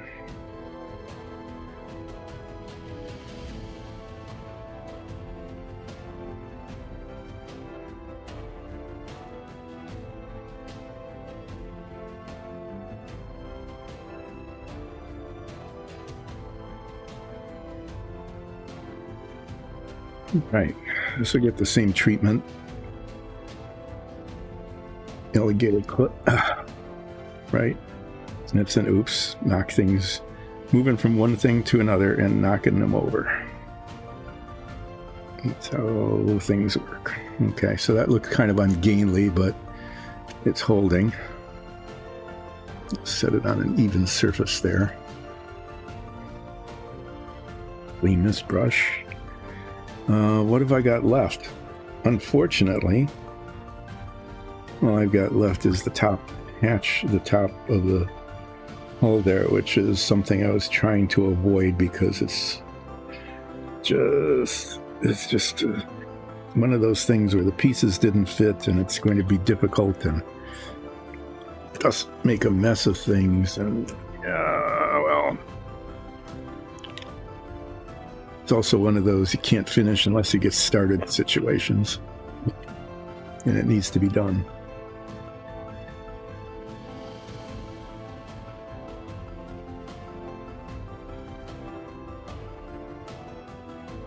Okay, I need to make as much room here as I can.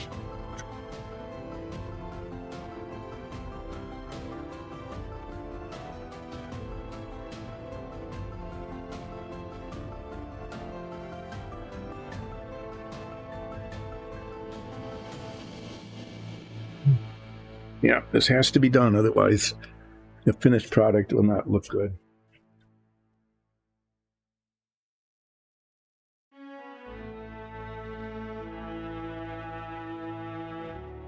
I might need to take another quick break. I hope not, but you never know.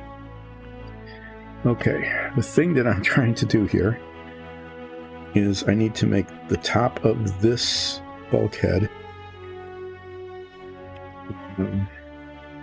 32nd to maybe even a 1/16 of an inch lower. I need to file this off. I'm going to do it like this because it's going to make dust. And I don't want the dust on everything.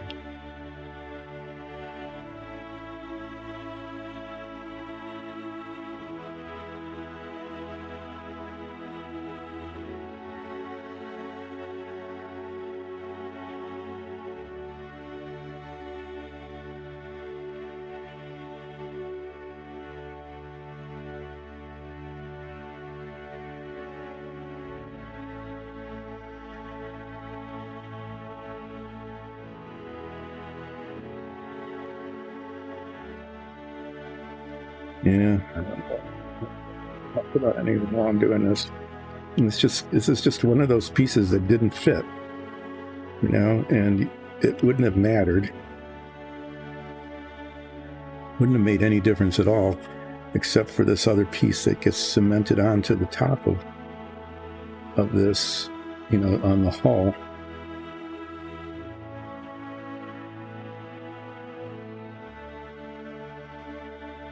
Because of that, it has to match up with this part of the hull, and it just doesn't.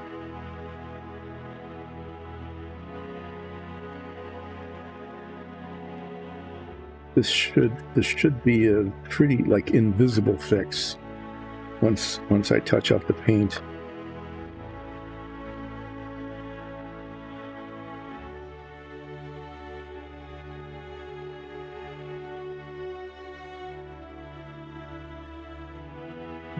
Scratch.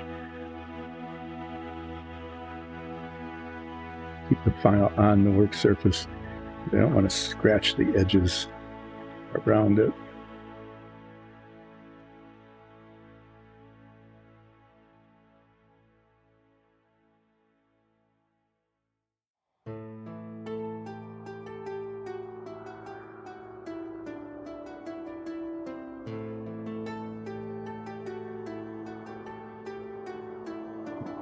Whenever it slips off like that, there's the opportunity to scratch the paint elsewhere, and I don't want to do that.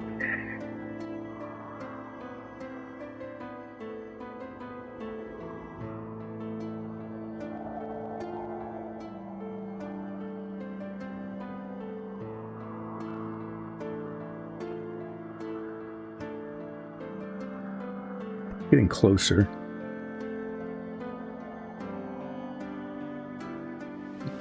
Say, I am removing plastic.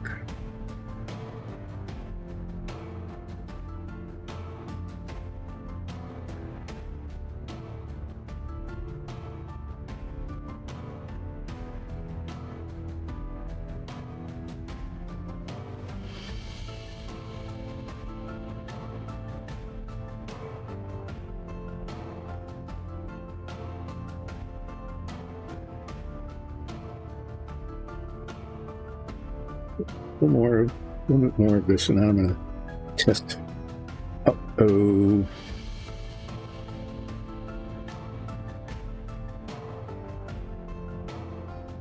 That was a crackling sound that should not have been made. I don't know what it was. I didn't see any damage, but I don't know what it was.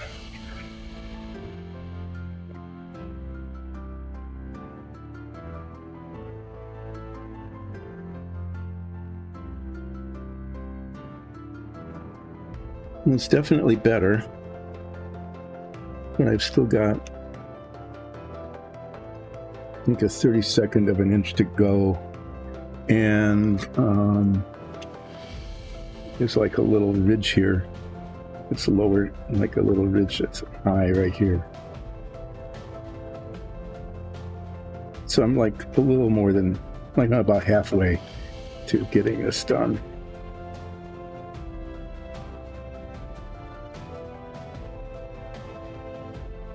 I heard that crackling sound. It sounded like some big pieces were falling off or something. I don't want pieces to fall off.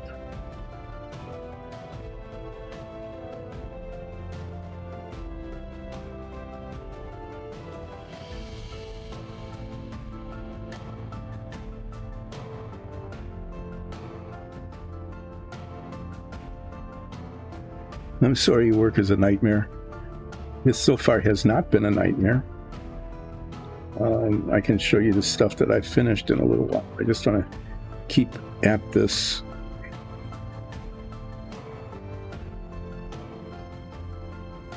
At this removal of a 1/16 of an inch of plastic from the top of this bulkhead.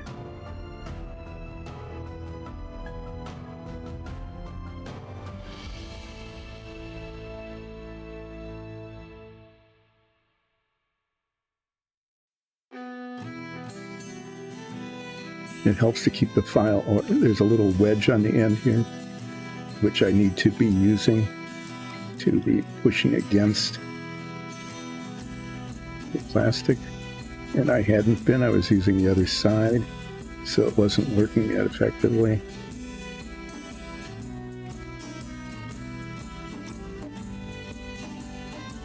I'll show you the submarine in just a second. I'm manipulating the top of this bulkhead so that the parts fit.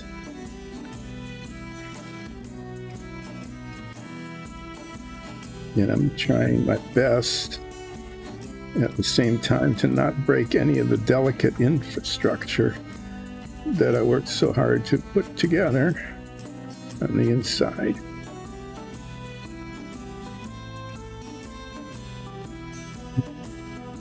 And try to get rid of the dust. Okay, well, it isn't broken anyway.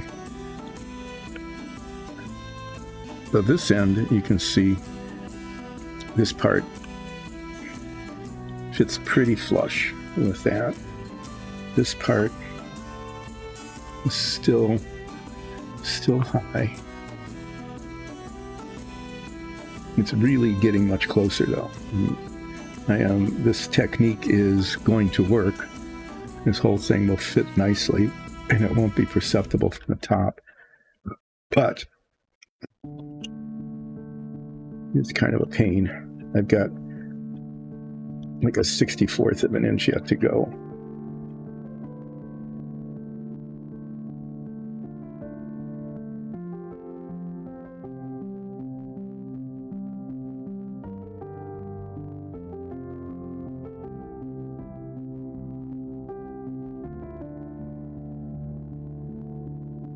Getting to the point where I just need to do it,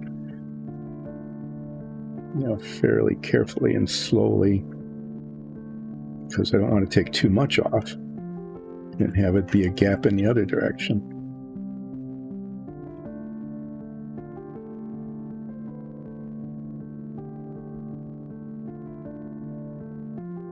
If I keep at it too long, every time I do this, there's an opportunity to break something or scratch something. And I don't like those opportunities. I want to minimize those opportunities.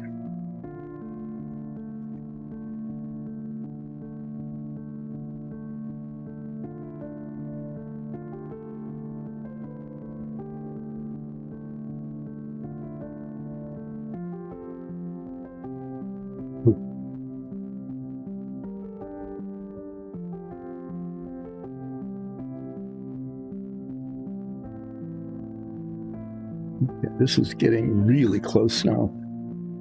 It's actually pretty good up here. I need to take a little bit more off down here.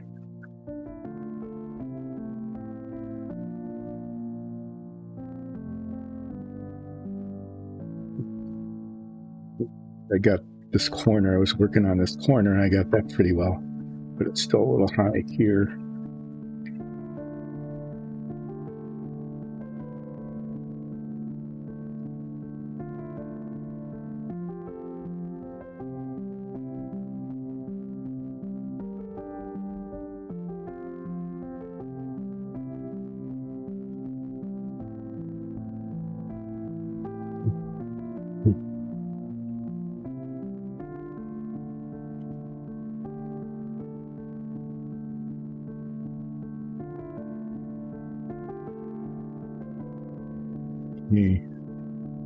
It's a little above there.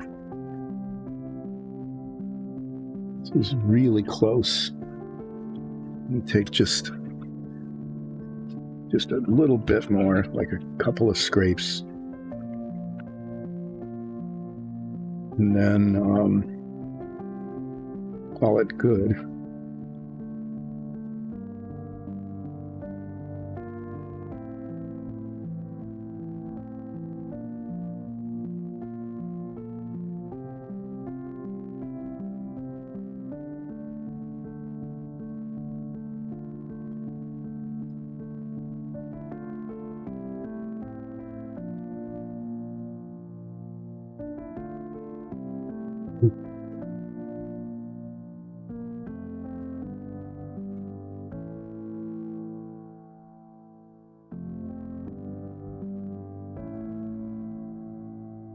So much better than it was. I wish it were.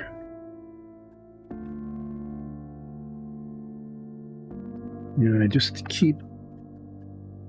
It just still needs a little bit more. I'm just really surprised. It's like those last grapes didn't do anything at all.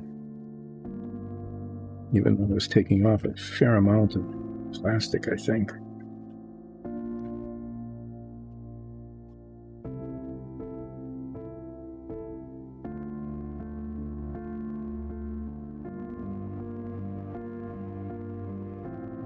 Part of it is it's lumpy right now. Like there's a lump right here.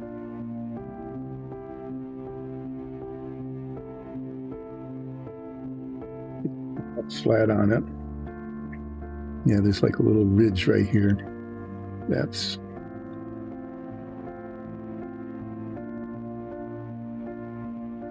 vestige of being a problem.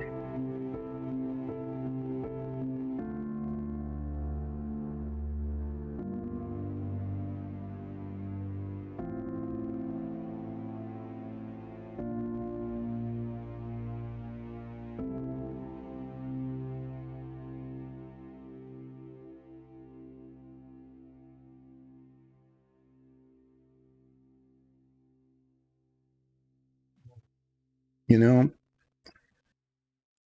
compared, yeah, it's the same front and back. I mean, it's the same height. So if this is cemented down onto there, this will be raised up a little bit above the rest of the deck of the submarine, but I'm just feeling it, and it's the same. So what this thing that I did worked. So if I cement this in now, this will sit here, and this will sit here, and they're both raised a little bit above. The issue is, how do I need to pull this together, and I might just end up using tape on that. You can see the crack there as I manipulate the plastic. So it just needs to be held together. But there's a little ridge there and a little ridge here, but it's the same, so that worked.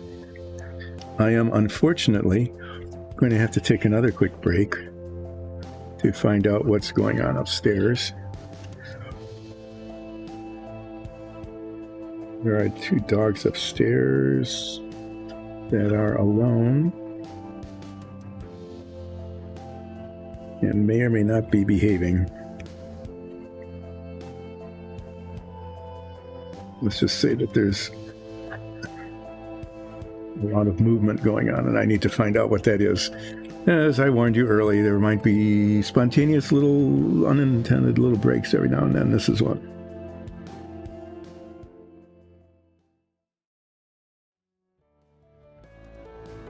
To come back. Yep, back from break. Sort of got done what I needed to get done now. Nothing to do yet. Got a little bit of paint touch up way in the back there. And I'm going to do that now.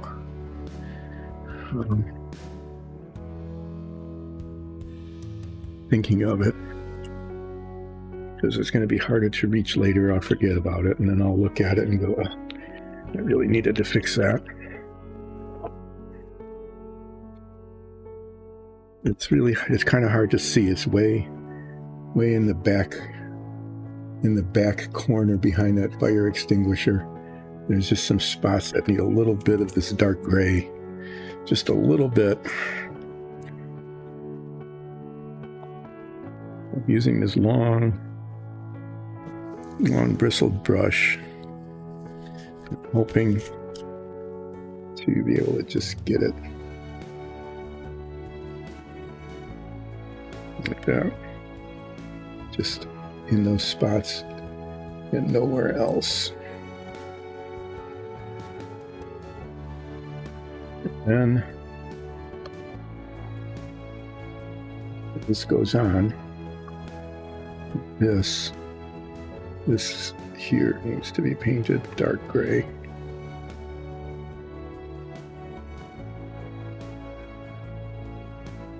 There.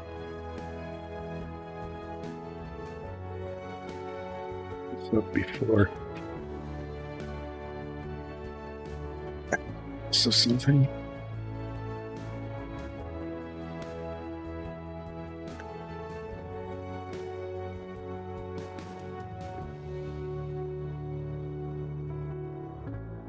There's nothing to be done about it. I need to sooner or later, at some point, I need to install this last bit on the hull here, now that I've filed that down so it's the same. There's a little ridge here and a little ridge. The ridge is the same on both sides.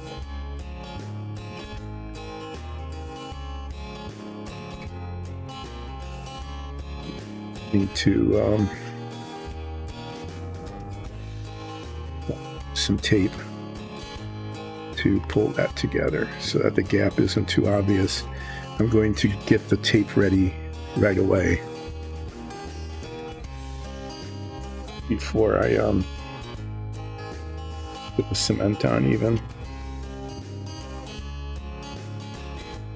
just a whole bunch of little tabs of tape that I can tape onto the hull, and hopefully, it'll hold it together. If it doesn't, then I'll fill the seam in. I'll fill the seam with plastic putty, but I would just as soon have as tiny a seam as possible. Okay, there's this ridge all along here that needs to have cement on it, and then a little bit on either end. And then I put that thing in place. Be in place.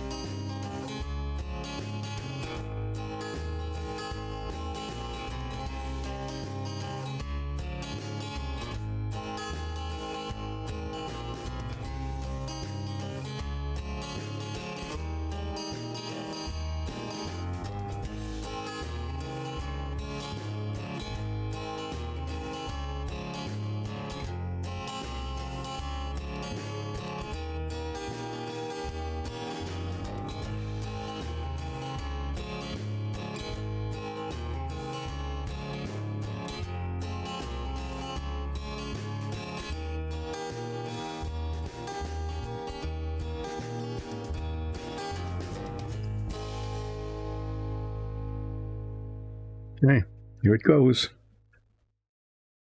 This bit is being attached.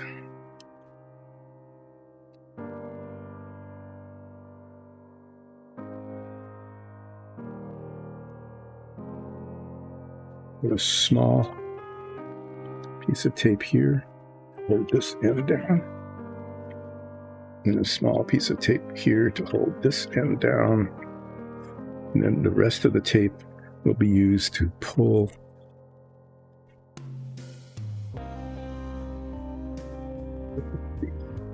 together tightly.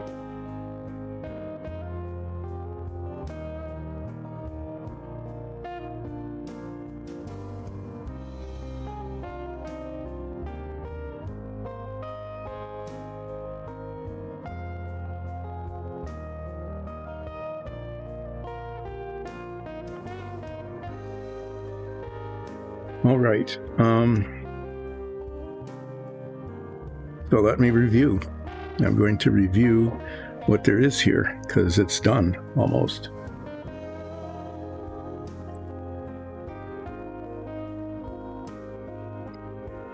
The bow is on the nose, and there's there's a little gap there. I'll leave this tape on, but you can see the edge of the gap right there. That's all going to get filled in with plastic putty, as is the little gap around the escape hatches here. You can see up here how I did that. There was a gap there, so I filled that in. There'll be a little gap, kind of an unavoidable gap along here.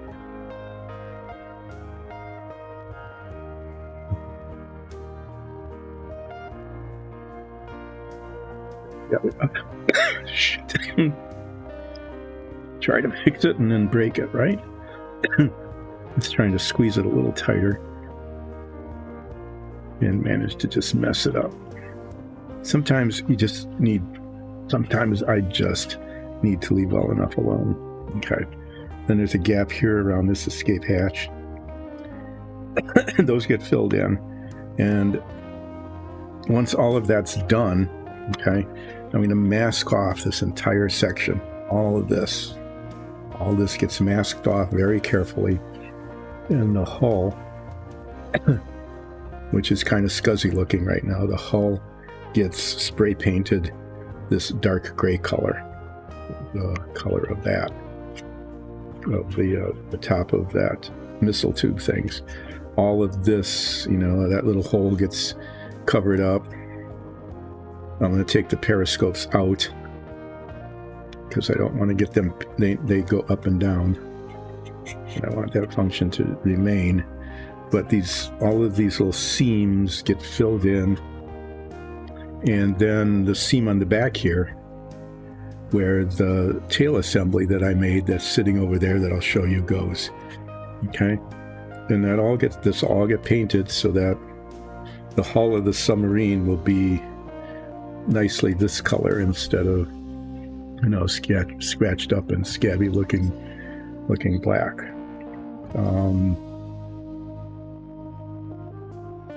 Yeah, so that will be that. And then this is the tube here that fires the missiles. This hatch goes up, sort of, with difficulty. And I'm going to take one of the missiles and put it in here to look like it's coming out. It's shooting out.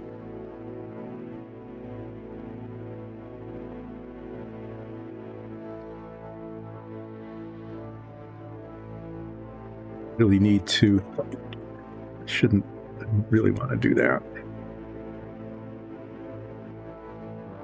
There'd be enough cement on there to hold it. If it doesn't hold, I can always redo it. You know, because if it doesn't hold, it'll come off, and if it comes off, then I can re-cement it. That little scratch there, maybe. Anyway, I'm going to set this aside because after I show it to you one more time, I will let it come across.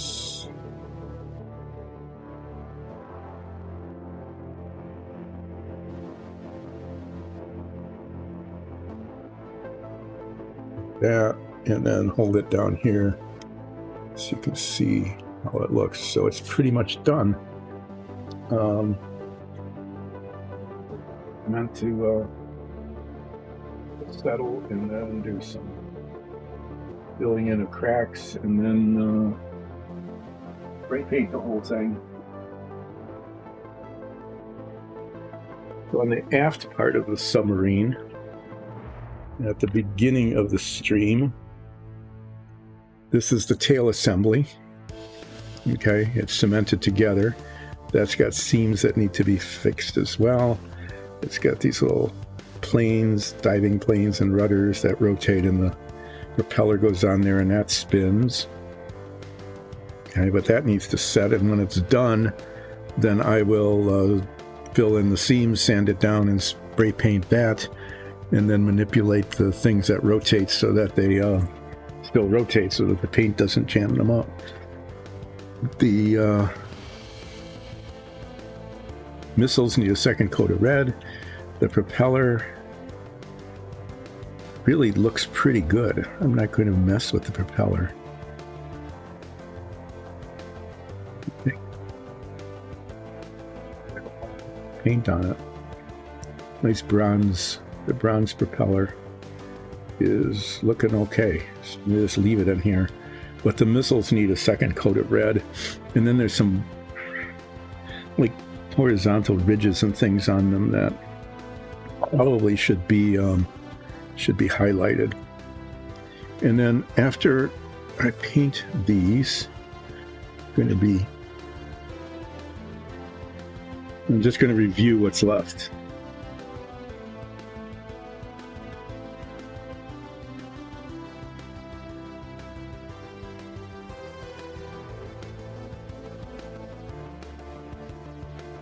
So the propeller goes on.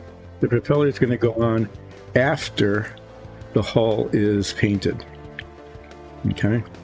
Because it's going to be really hard to mask, but the propeller shaft is not all that hard to mask, right? So that'll just get after it's all painted, then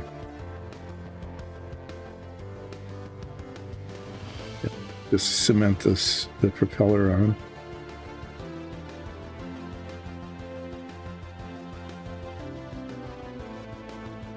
I don't know why these are supposed to be red. I think because it's a prototype. You know, when the I think that the active duty missiles now are actually painted like white. I'm not really sure though, but the instructions say red. The box top says red. The picture on the box top.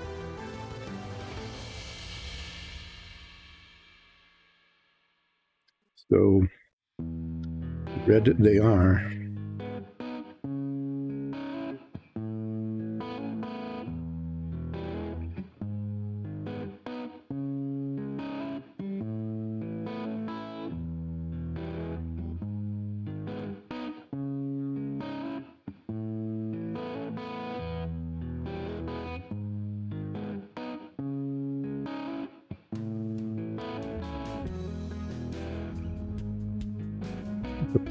The red on the box top is a little more orange than this, but the next orangish red I have is really orange.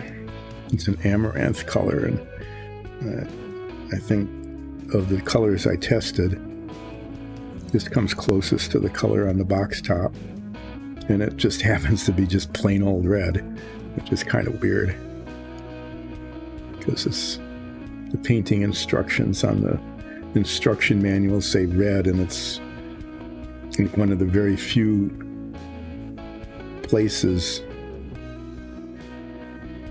where the painting instructions on the instruction manual actually kind of work.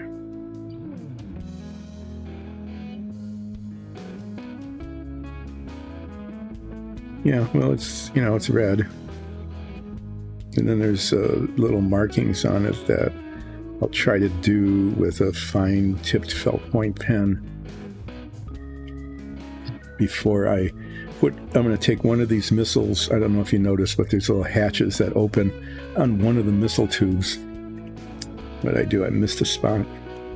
Yeah.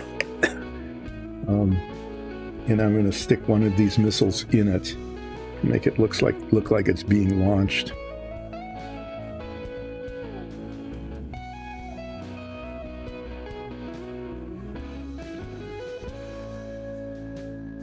Anyway, yeah, stop messing with it. I can always put more on if I need to. Okay, so the submarine is really close, really close to just being done. The most of the work that needs to be done is like filling in seams, letting the filler harden, okay, cure and harden, and then sanding it so that the surface is nice and even, and then spray painting the hull.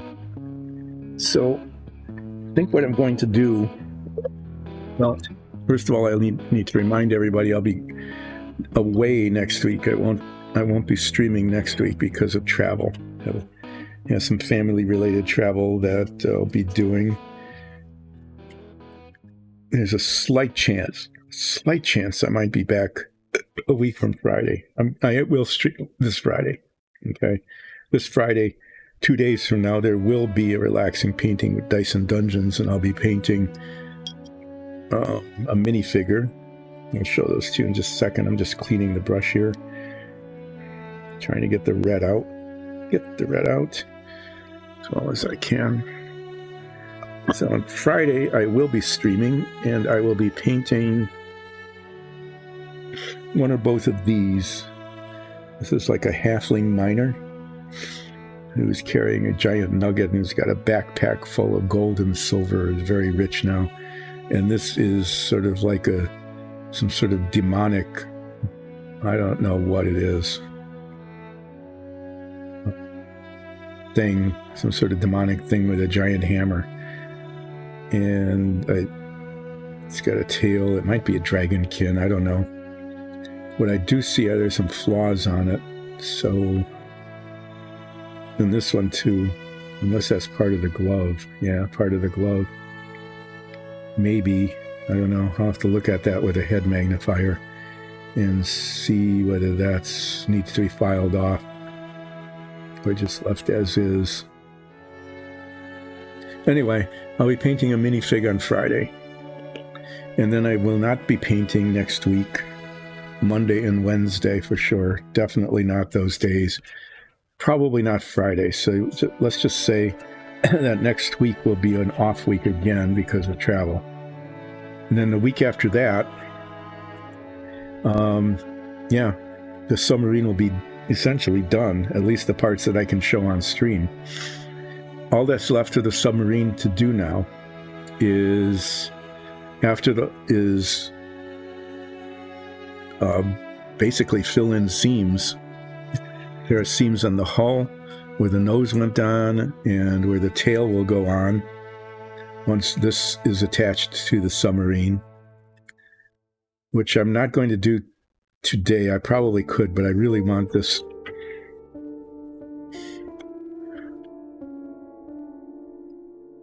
I want the cement to be thoroughly cured before I start filling in seams, okay? So this whole tail assembly with the fins and everything else,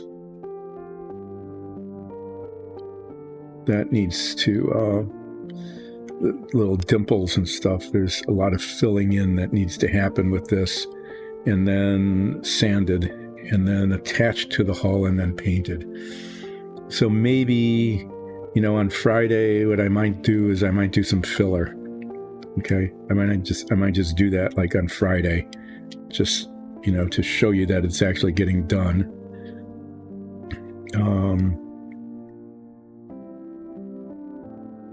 I should put a little more cement right on the edge of that and close it up, but I think I'll just deal with it with the filler.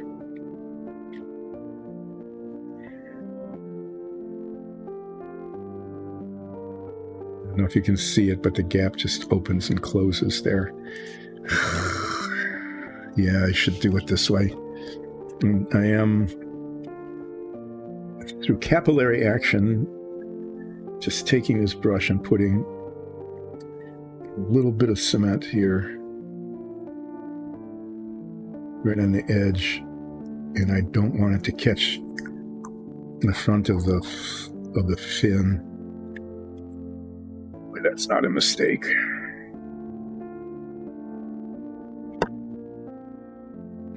Well, it's 2 down. 2 toothpicks on the floor.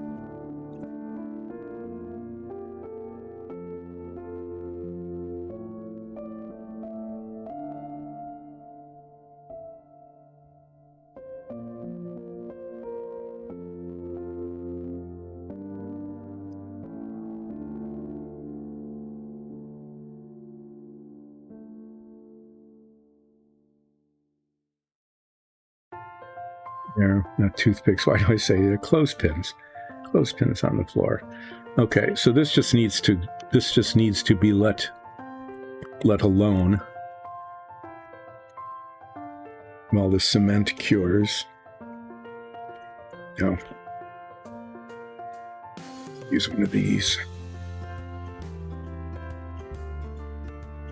Firmer grip in the right place. Much better. I'll do one on the other side too, and it doesn't weigh as much, so it's not as likely to go flopping around.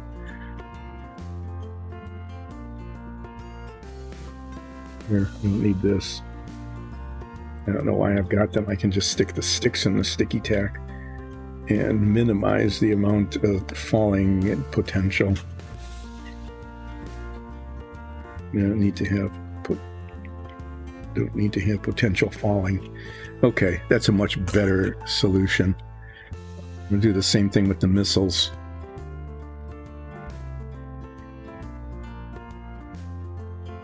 I grabbed these anyway, but there.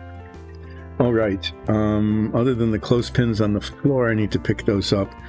The cement on the tail assembly here, this whole thing needs to set for a while, and on Friday I will fill in the seams.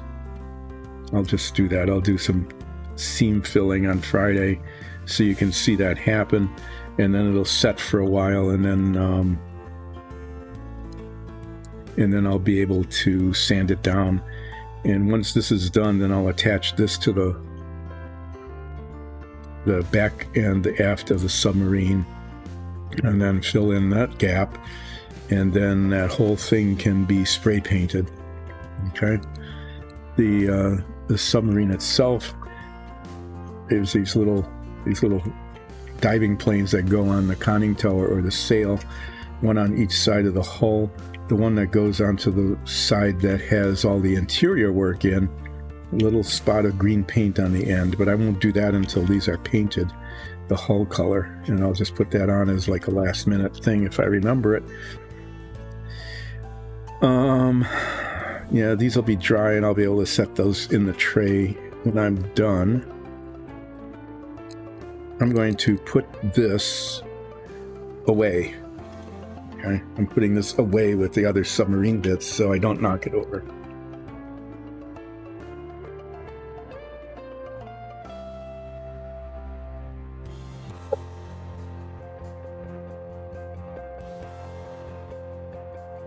And then this is the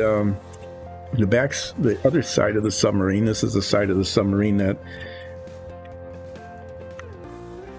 does not have interior detail. This is cemented together. There's two parts to the stand. This is supposed to fold up like that. Okay, see how it hinges? And the part of the submarine that has all the interior detail gets cemented onto this little platform here. These little prongs go into some holes that are behind the missile room, and there's some little slots that go into these little tabs here. And this never really works, okay? So it's probably just going to be down the whole time, all right? It's just the way it's going to be. Maybe it'll go up. It doesn't go up enough to clip on. Well, anyway, this whole thing will get spray painted the hull color, and then the base here, the base that is taped, to try to hold it together. Seams need to be filled in and sanded, and that's going to be painted brown. Okay, so that's the other side of the submarine, and then one of those little diving planes gets inserted there, and that'll go in after the things are painted. This is going to be easy to paint. And on the inside, mask it off here. Paint the base. Actually, I might paint it's supposed to be primer and paint together is what it's supposed to be, so I'll probably just do that. I'll just clean it off a little bit. So that's done. So this bit here, you're not going to really see again until it's done because it's spray painting. Well, yeah, you might, if I fill these in on Friday, you might see them, and then when I sand them down. So, yeah, weirdly enough, it is kind of weird. It's a weird feeling to say that the submarine is pretty much done. And then the question comes, what happens next? And over the last couple of weeks, I have been presenting alternative models. Put my glasses on for this. There isn't anything more to do here. Let this stand there. Yeah, I've been showing, so, what can I say? Start to fade, wander off a little bit, try to put things away so I can find them again later, maybe. So there's something that has to follow the submarine on Submarine Wednesdays, because it's now become a tradition to not paint minifigs or dungeon tiles on Wednesdays because of Submarine Wednesday, right? So DM said, well, keep that tradition going of not painting minifigs. I don't know, do you want to see something here? Here, I'll put these in view so that there's something on the camera other than a white spot until I show you what's going to happen next. Okay. This is the great selection and unveiling. I might even do a box opening right now. I'll repeat it again Friday.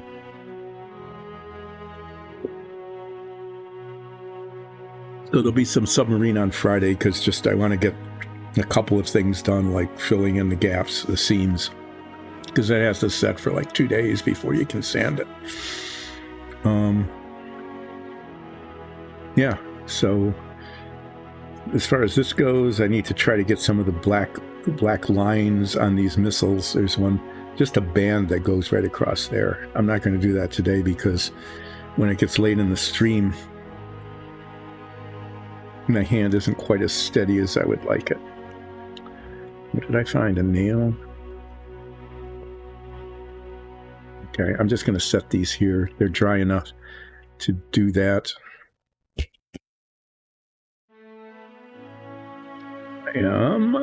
I really want to take this off because, yeah, I don't want it to lay like that.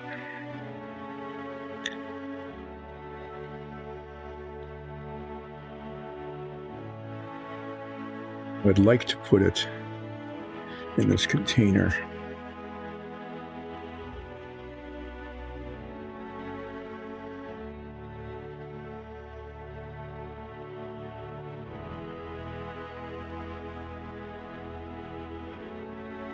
I'm going to leave the sticks on the missiles for now because it'll just make it easier to hold them. So as far as the submarine goes, yeah, fill in the cracks with plastic putty, wait for that to dry, sand it down, paint the hull, attach the tail, fill in that seams, that kind of thing. So there's little dinking around with that will take a while. The only thing you might see is on Friday I might just do some seam filling, but it's down to the final assembly. I got this cemented in. That's going to be a seam to be filled in there too.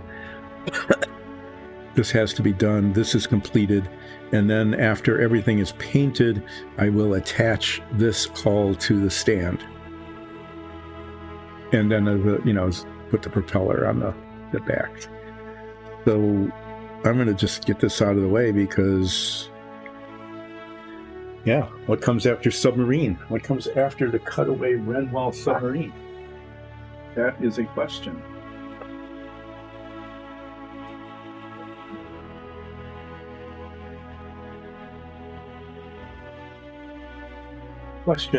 That question has an answer. The successor to the submarine came down to two models.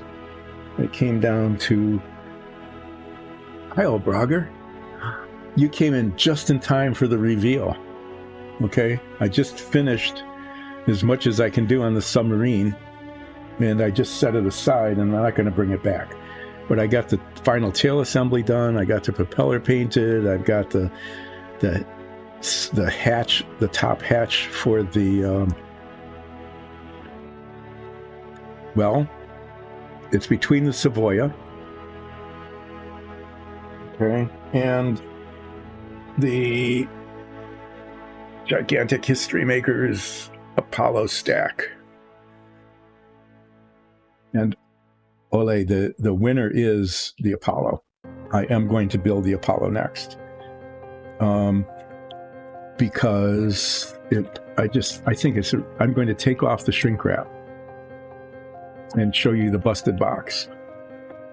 But the shrink wrap can come off because it's torn anyway. Let me see if I can set this down like this. I'm going to try to, I don't know if I can do this or not. The camera doesn't go that high, but I'm going to show a little bit of this model. And the stack goes all the way from the base, the fairing that holds the LEM, the service module, the command module, okay, and then the escape thing. But the really cool thing about this is that you can unstack it. So this is actually a lot like the submarine in that there's a lot of internal stuff cut away. Okay, so you can see like the module that holds the LEM. That isn't how it was really done. That's not historically accurate, but for the model's purposes, those little flaps fold down and you can see the LEM. And the LEM is a separate model. You can actually take it out, as is shown here. There, the flaps came down, and that's what the LEM will look like when I finish putting it together and painting it, because I'm so excellent at doing that, right? See the detail of the engine and the surface of the service module, okay? And On this side, it's pretty cool too. Yeah, this is large. I haven't opened the box yet because I just took the shrink wrap off, and then there's the detail there. And then even in the command module, see the hatch here? There? Well, the hatch comes off, and there's models of astronauts there. You can see their faces and their helmets. Well, the gold foil on the LEM, I don't know. I haven't opened this yet. So it might just be textured plastic that you're expected to paint, or there might actually be foil inside that could be attached to it. But in any case, if there isn't that, I bet I could get it and actually wrap that in gold foil. So I'm going to be wrapping up early today, but I'm really glad that Ole is on because he has been asking for this since I started showing alternative models, including a Deep Space Nine and the Star Trek original series command bridge and a Corvette, a Lamborghini. I have no idea what's in here. I don't know what the parts are going to be like. Let's find out. Well, but there are a lot of pieces of white plastic, and they're in a bag, and the bags are one of the bags. Great, one of the bags is open, and there's little parts. There are great little parts. Fortunately, the box was sealed and unopened, so this bag, which is ripped here, and parts got bumped around. Some little parts have come loose here. I'm going to be right back because I didn't expect this. I didn't expect to see little parts flopping around.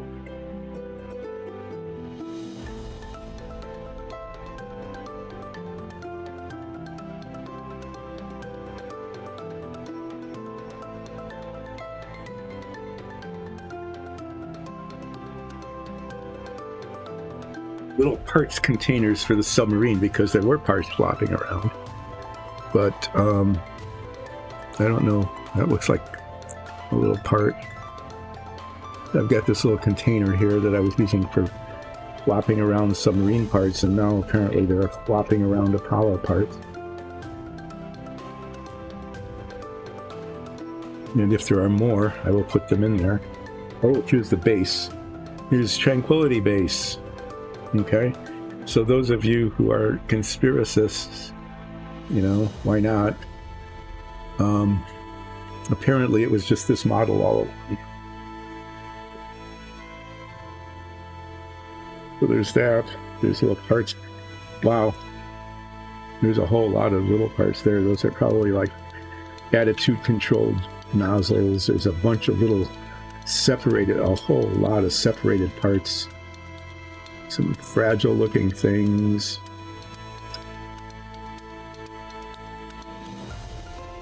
Yeah, that's detached parts and an open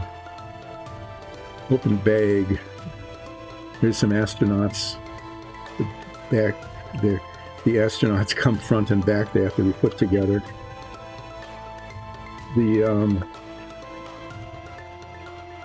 So those are standing astronauts. There's some more parts that are out. This looks like an important part. There's another important part. This is kind of fun. It's almost like was like when opening the submarine, was to keep finding all of these pieces that could get easily lost. I hope I don't want to buy another one of these to have enough pieces, so I'm going to be very careful about all these little pieces. So this is the command module here. It's a little smaller than I expected. Still pretty big though. These are the 3 sitting astronauts. their backs. Those are two halves too, so there's the front of them somewhere. Yeah, there's the fairing for the escape rocket. This is the very bottom of it. That's pretty big, actually. That's going to sit, everything sits on top of that.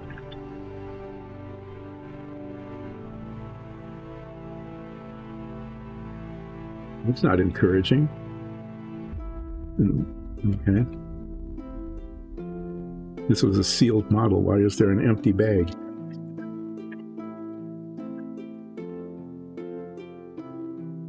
Oh, that was for this. This was in a bag, you know, to protect it from getting scratched up. You think so? Yeah, I think there's going to be a lot of painting on this. There's going to be a lot of parts inventorying. Wow. Yeah, a lot of really little fragile parts. I'm a little surprised. You know, you don't expect when a model is sealed like that to open it up and find a bag that's just torn open like that. That's weird. It's almost, I wonder if this was opened and then resealed. Doesn't look like it though. I don't know. Anyway, hopefully it's all here. There's a lot of pieces. There's the LEM ladder. That's pretty good. Yeah, I hope everything is here too. I'll find out. If not, I can go on eBay and get parts. Like a little rocket nozzle probably costs as much as this whole thing did together. But the box is intact. There aren't any holes in the box, so if parts came out, they wish they should have stayed in the box. The instructions are inside this bag. There's a lot of detached parts though. That's so weird. Maybe this thing just bounced around a lot. I don't know. But I didn't expect so many parts to be off of the trees. Or for the bags to be open. Well, we'll see. I'll maybe on Friday I'll do some work on this. Maybe I will. I'm not sure. Or maybe I'll just wait until a week, 2 weeks from today. Anyway, this is what it's supposed to end up looking like when it's done. So I'll need to find a nice paint, a really nice white paint or off-white for the outside of it.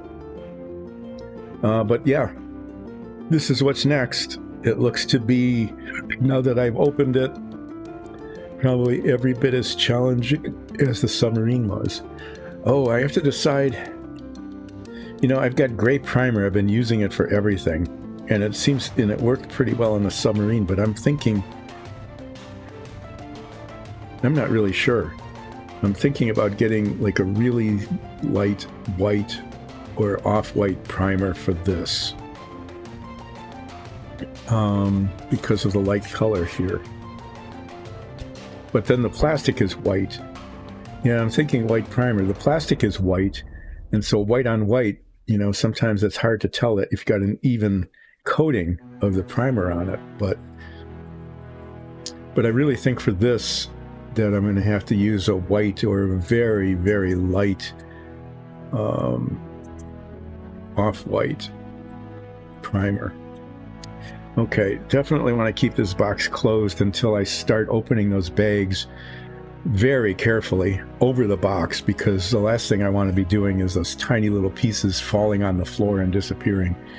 But this is going to be probably just as challenging as the submarine. It has a lot of similarities, you know, in terms of the hinges, the interior detail, the hatch that opens and shows the inside of the service module, the astronauts, a lot of fine painting, and it looks there isn't any gold foil in here, but I might see if I can find some, because the LEM had gold foil around the outside. You know, painting these gold to match, those are just struts and things, those are painted that color, but the foil It'd be really neat if I could find something to make the foil look like that. Yeah, and then there's the bases. So, to recap, the submarine is virtually done except for little bits and pieces that I'll probably just still do on the stream, like filling in seams and sanding them down, because the rest of it's spray painting the hull. And then I'll be moving on to the Apollo.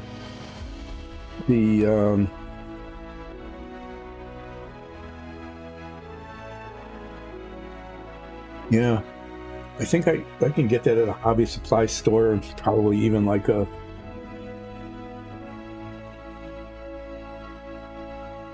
these places, these craft places where they sell thousands of different kinds of yarn and fabrics and framing and things like that. Yeah, the fake gold leaf. I'm going to try that on the LEM when it gets to that point. So on Friday, I'm going to show off the submarine as it is so far, fill in the seams, because I just need to get that done. I might as well do it on stream. It'll just take like 20 minutes to get all the seams filled in, except for the very, very tail end where I need to attach the nothing to look at a roll of tape. I could leave the box up here. Guess I could do that.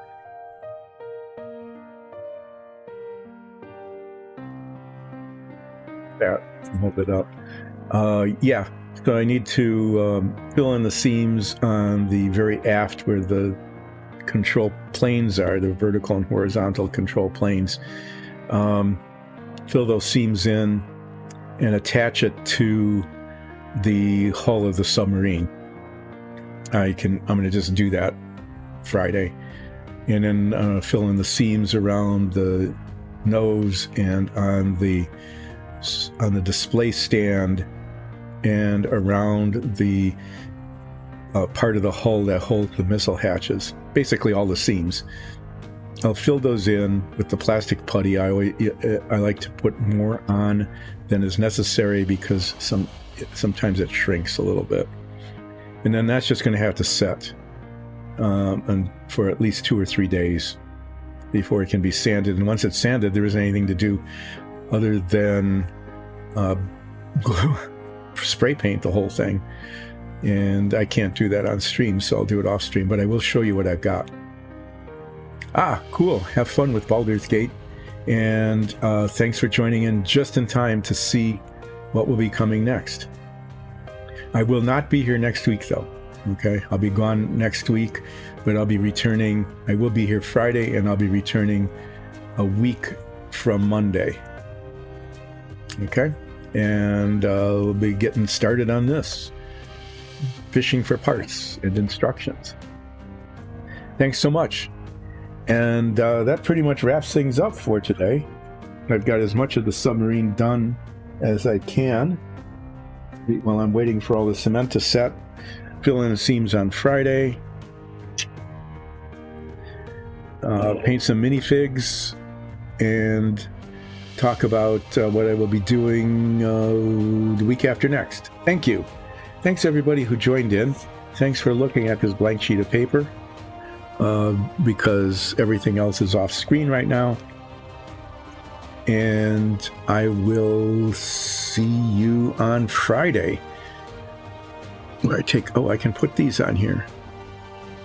I'll be starting with this guy. Camera can come down a little bit because this is tiny. Be starting with this little miner, and then probably do some work on whatever this is. I'll have to find out tomorrow or later today what this is supposed to be. And I'll be doing a little bit of work on the submarine, like I said, just filling in seams so that the seam filler can cure before the final sanding. Yeah, that's it. Made some good progress. Things happened. Submarine's nearly done. It's not broken yet. I will see you on Friday. Thanks again. There I am. Behind the camera. There I am. high-tech studio bouncing around. See you Friday at more or less 10.